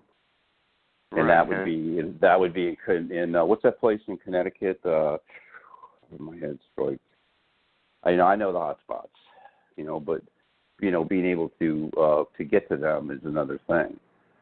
Being in the industry would help. Being affiliated with the actual people that are, traders for them or affiliates of them may be an avenue. That would just be a slam dunk. I mean, but, it would have to be done professionally. I don't have the education to do any of it, but I do have the capabilities of possibly, helping out in that area. And you need an education. I just don't have it. I can hang with them. I could talk to them. I could sell it. If you get invited into those cliques, but they're all private club people. It's like in the Hamptons. It's all private clubs. When I stayed in the Hamptons for the summer, when all the cliques came in from Manhattan, that's why they have private clubs. It's the same thing in Connecticut, and that's where they all are predominantly on the Eastern Seaboard. I don't know about the West Coast. I don't think there's much going on because the exchanges are all there. And plus you've got Europe and, in Asia, you've got everything.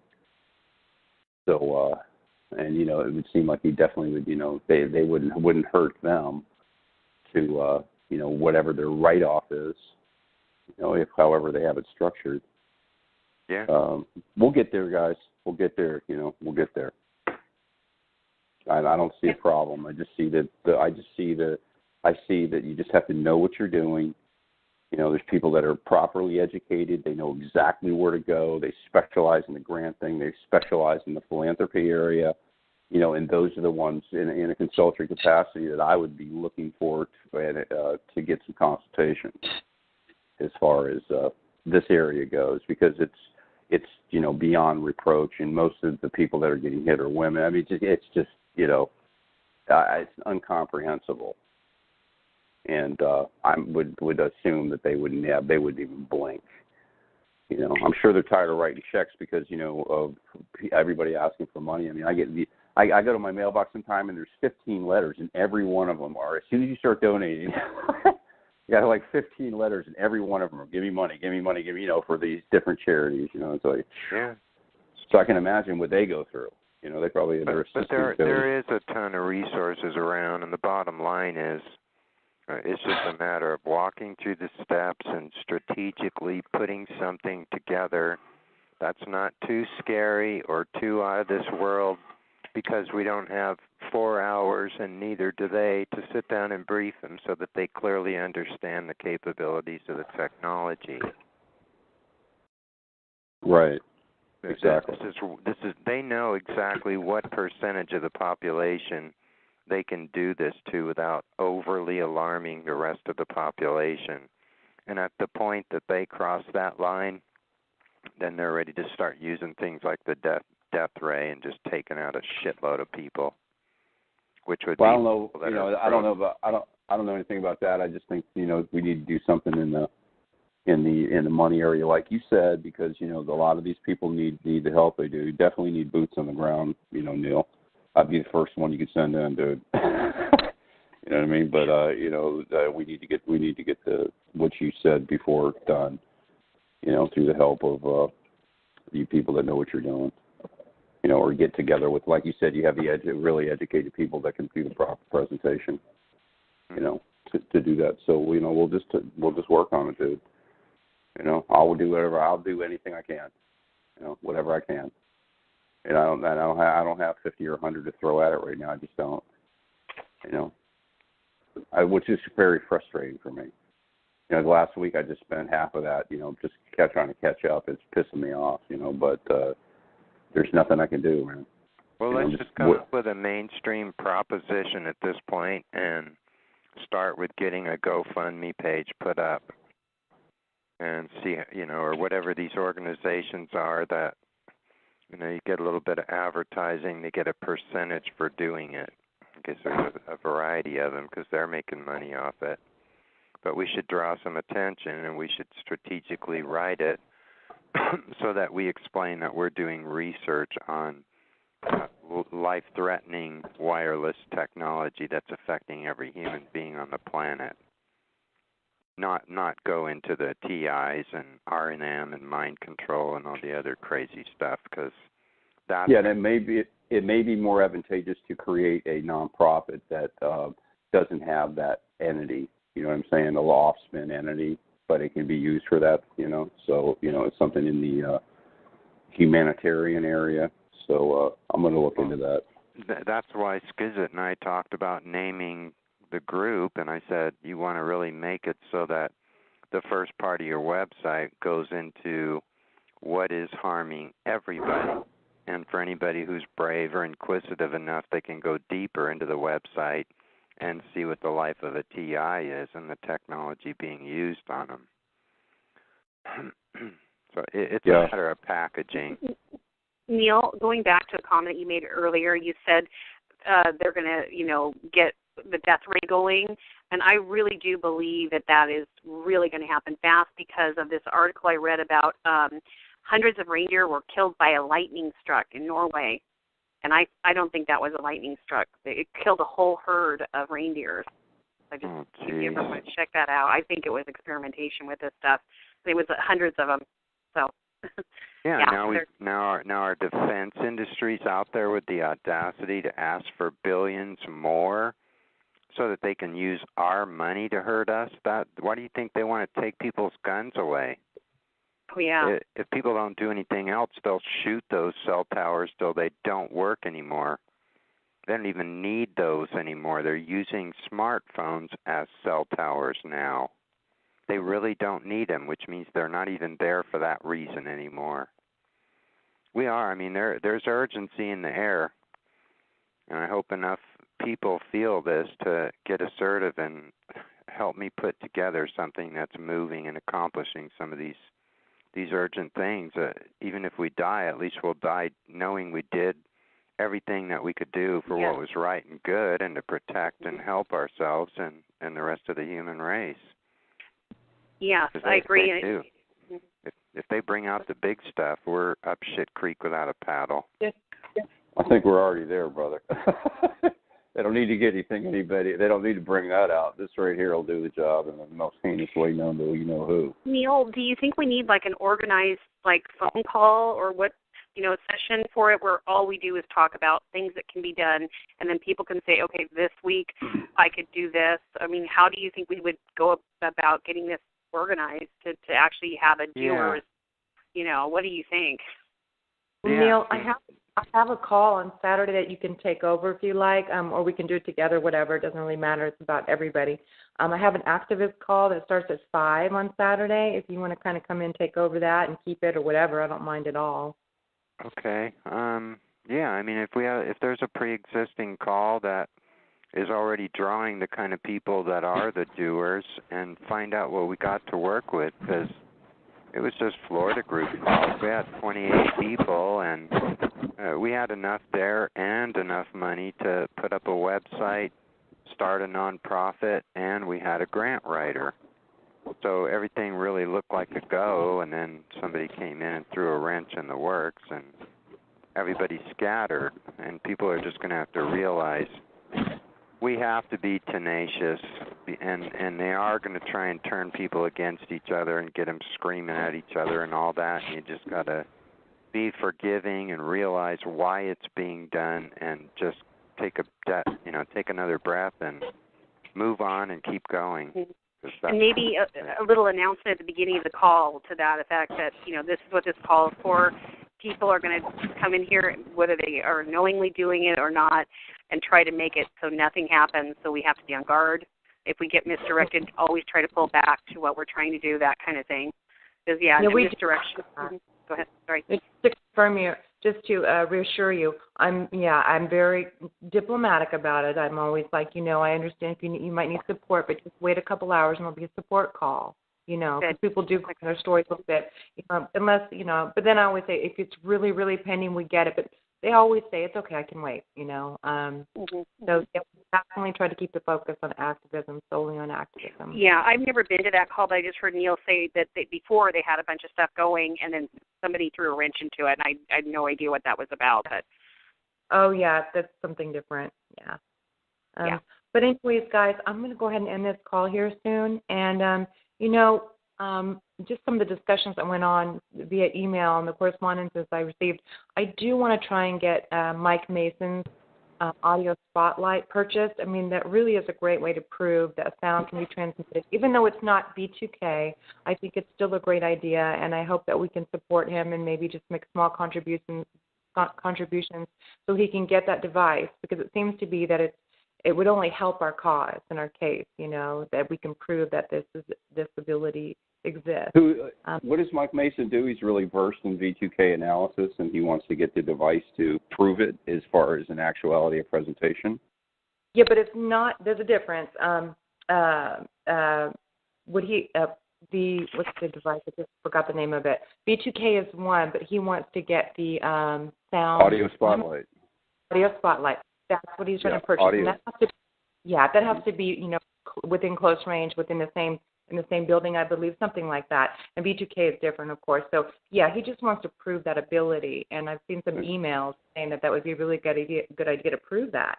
And so I really want to support Mike. And I don't even have the PayPal address. I wish I did. I wish he was still on the call. But just something to think about. If we could all pitch in $5, I think that would. Yeah, really help. Could you forward that to me via email when you get it together, Ella, please? Sure, I will. Thank you. I really appreciate it. I I really like your demeanor and your tone of voice. You sound very elegant, professional. I like the way you sound. That's very kind. And then tomorrow, I was going to try another venue, and I could just use a few people. I don't even know what I'm doing on this venue, but I'm trying to, because we have so much on TalkShoe, for maybe an hour, because I don't want to step on. Linda has a call tomorrow, and her room number is 140091. She has a great call on Fridays, but I was thinking about like 4:30. I guess at 5. Just want a really short one to see if I can get the run the room well or not. But if you guys can make it an hour and make sure I can. I mean, I don't even know if it's going to work, but I have a number and a code just to try it out for now. And you guys could, like I said, it would kind of help me a little bit get prepared for a bigger call. But the number I have is 712-451-0200. I'll repeat it. 712-451-0200. And this is a company called freeconferencecall.com.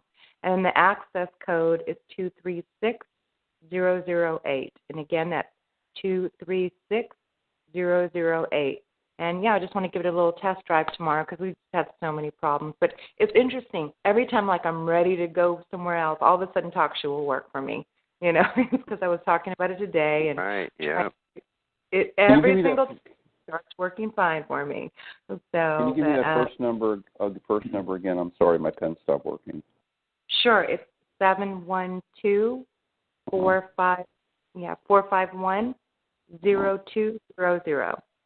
And what Pretty time easy. is this going to be?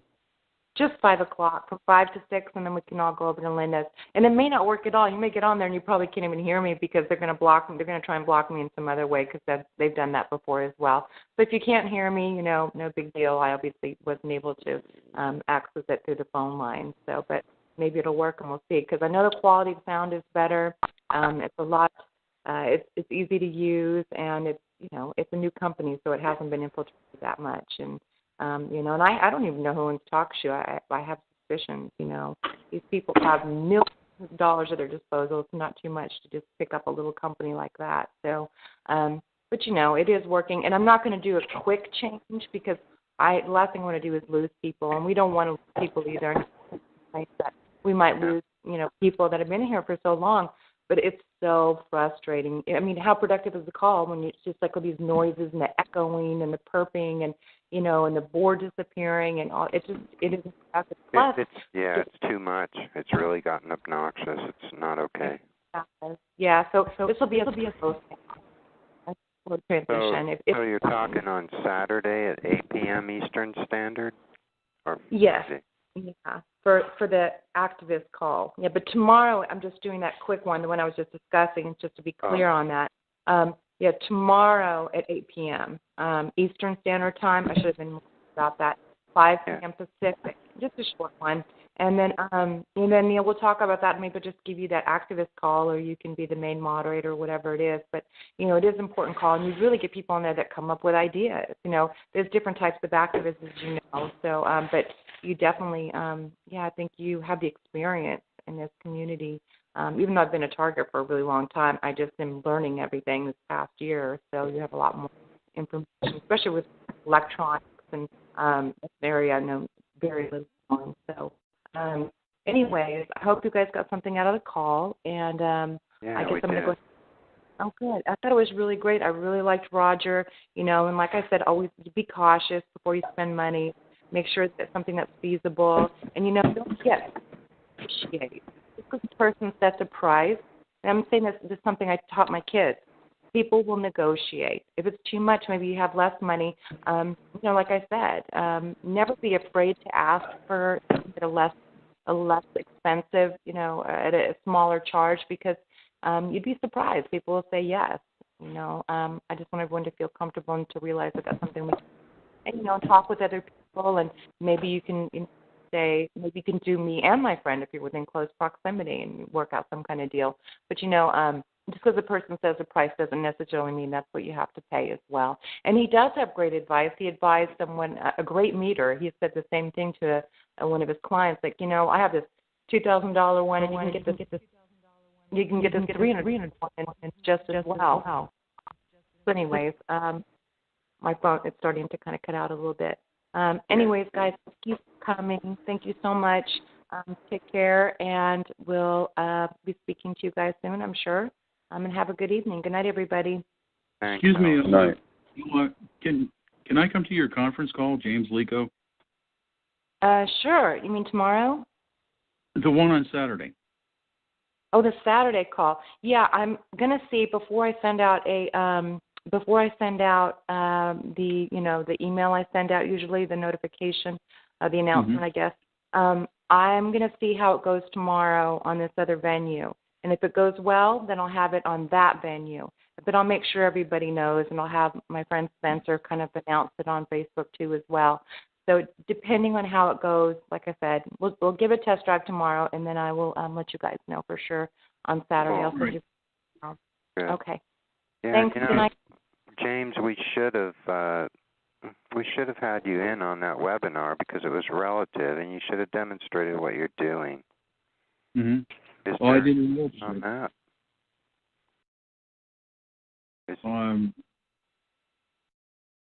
Go ahead. I don't know why Derek didn't just have you in on that presentation, because it was relative to what we're doing. Mm-hmm. We'd all like to see you do a demonstration. Are you up for that? Yeah, sure. Okay. Yep. Well, I know he wants to do, webinars once or twice a month, so got that. Okay. That happens all right. too. I'll talk to you later about it, Neil. All right. You got my email, don't you? What's that? You have my email address? Yeah, I do, of course. Okay. All right, cool. Well, let me know if that comes up, and I would be glad to do it. Okay, great. Good. Let's get these people educated and get them using stuff and finding things. Yeah, really, that little Android meter does work. It's very fast, and I'd say it works about 90% of the time. The only times I have trouble with it is when they're using ELF, but most of the time it does work with ELF. Even with ELF, and I don't know exactly why. I believe it has something to do with the two beams out of phase and using RF instead of, it has something to do with that. But good. Okay. All right, we'll get a webinar going. Have you do a demo for us? That'd be great. Real quick, right. I just read that the Android information, which the Android was made in China, all the text mails and everything are going to China on the Android. Oh, you know what, guys? I forgot. I don't mean to interrupt you, ma'am. I forgot to tell you this, Neil and everybody. The Popular Science just came out with an edition on artificial life. It just came out, and it's the whole thing. Is anybody still there? Yeah. There's still people here, yeah. Go to Popular Science. I think it's about $20. The entire Popular Science is about artificial intelligence. I know you guys are really into it. I'm not. It's not that I'm not. It's just I've done a few hours research on it, and I was like, okay, well, they're still using they're still using a human to. In other words, all the military and corporate are still using a person who's supervising it. In other words, it's not running on its own as far as industrial, military, or whatever. From what they were reporting, whether that's true or not, I don't know. But anyway, Popular Science just came out with it. I looked through it, and it was very interesting. I'm sure you guys will love it, so grab it. And I'm saying, excuse me, ma'am, I didn't mean to interrupt you. No, that's it. That's all I wanted to say. Thanks, Barbara. Thanks, Ella. I really appreciate I wish Ella. probably gone. Yeah. Oh, you're welcome. Thanks, everybody. Hang in there. Yeah, Think good thoughts. Don't worry, guys. We'll get them. But we're We'll get hoping. 'em. By the way, Neil, you did a great job on what night was it? Monday. Oh, good. I'm glad. It was pretty natural for me, really. And I hope I entice people to get an SDR. We can do this. The more people, the better. Hey, Neil. Yeah. Neil, James Lico here. I noticed you had what was that, Hack RF? Is that true? Yeah. Have you used it yet? No, I haven't. Okay, because I'm having trouble with mine, getting it to work. And I need to have somebody that's working so I can ask them something. If you know of anybody or hear of anybody. Yeah, there is a Yahoo Groups forum. If they didn't break up, they were hacked into and their database was erased, but I'm pretty sure the guy put it back together, and there's a bunch of techie people on there, and they're using the hack one. I just haven't gotten around to checking it out and learning it. But What is it exactly?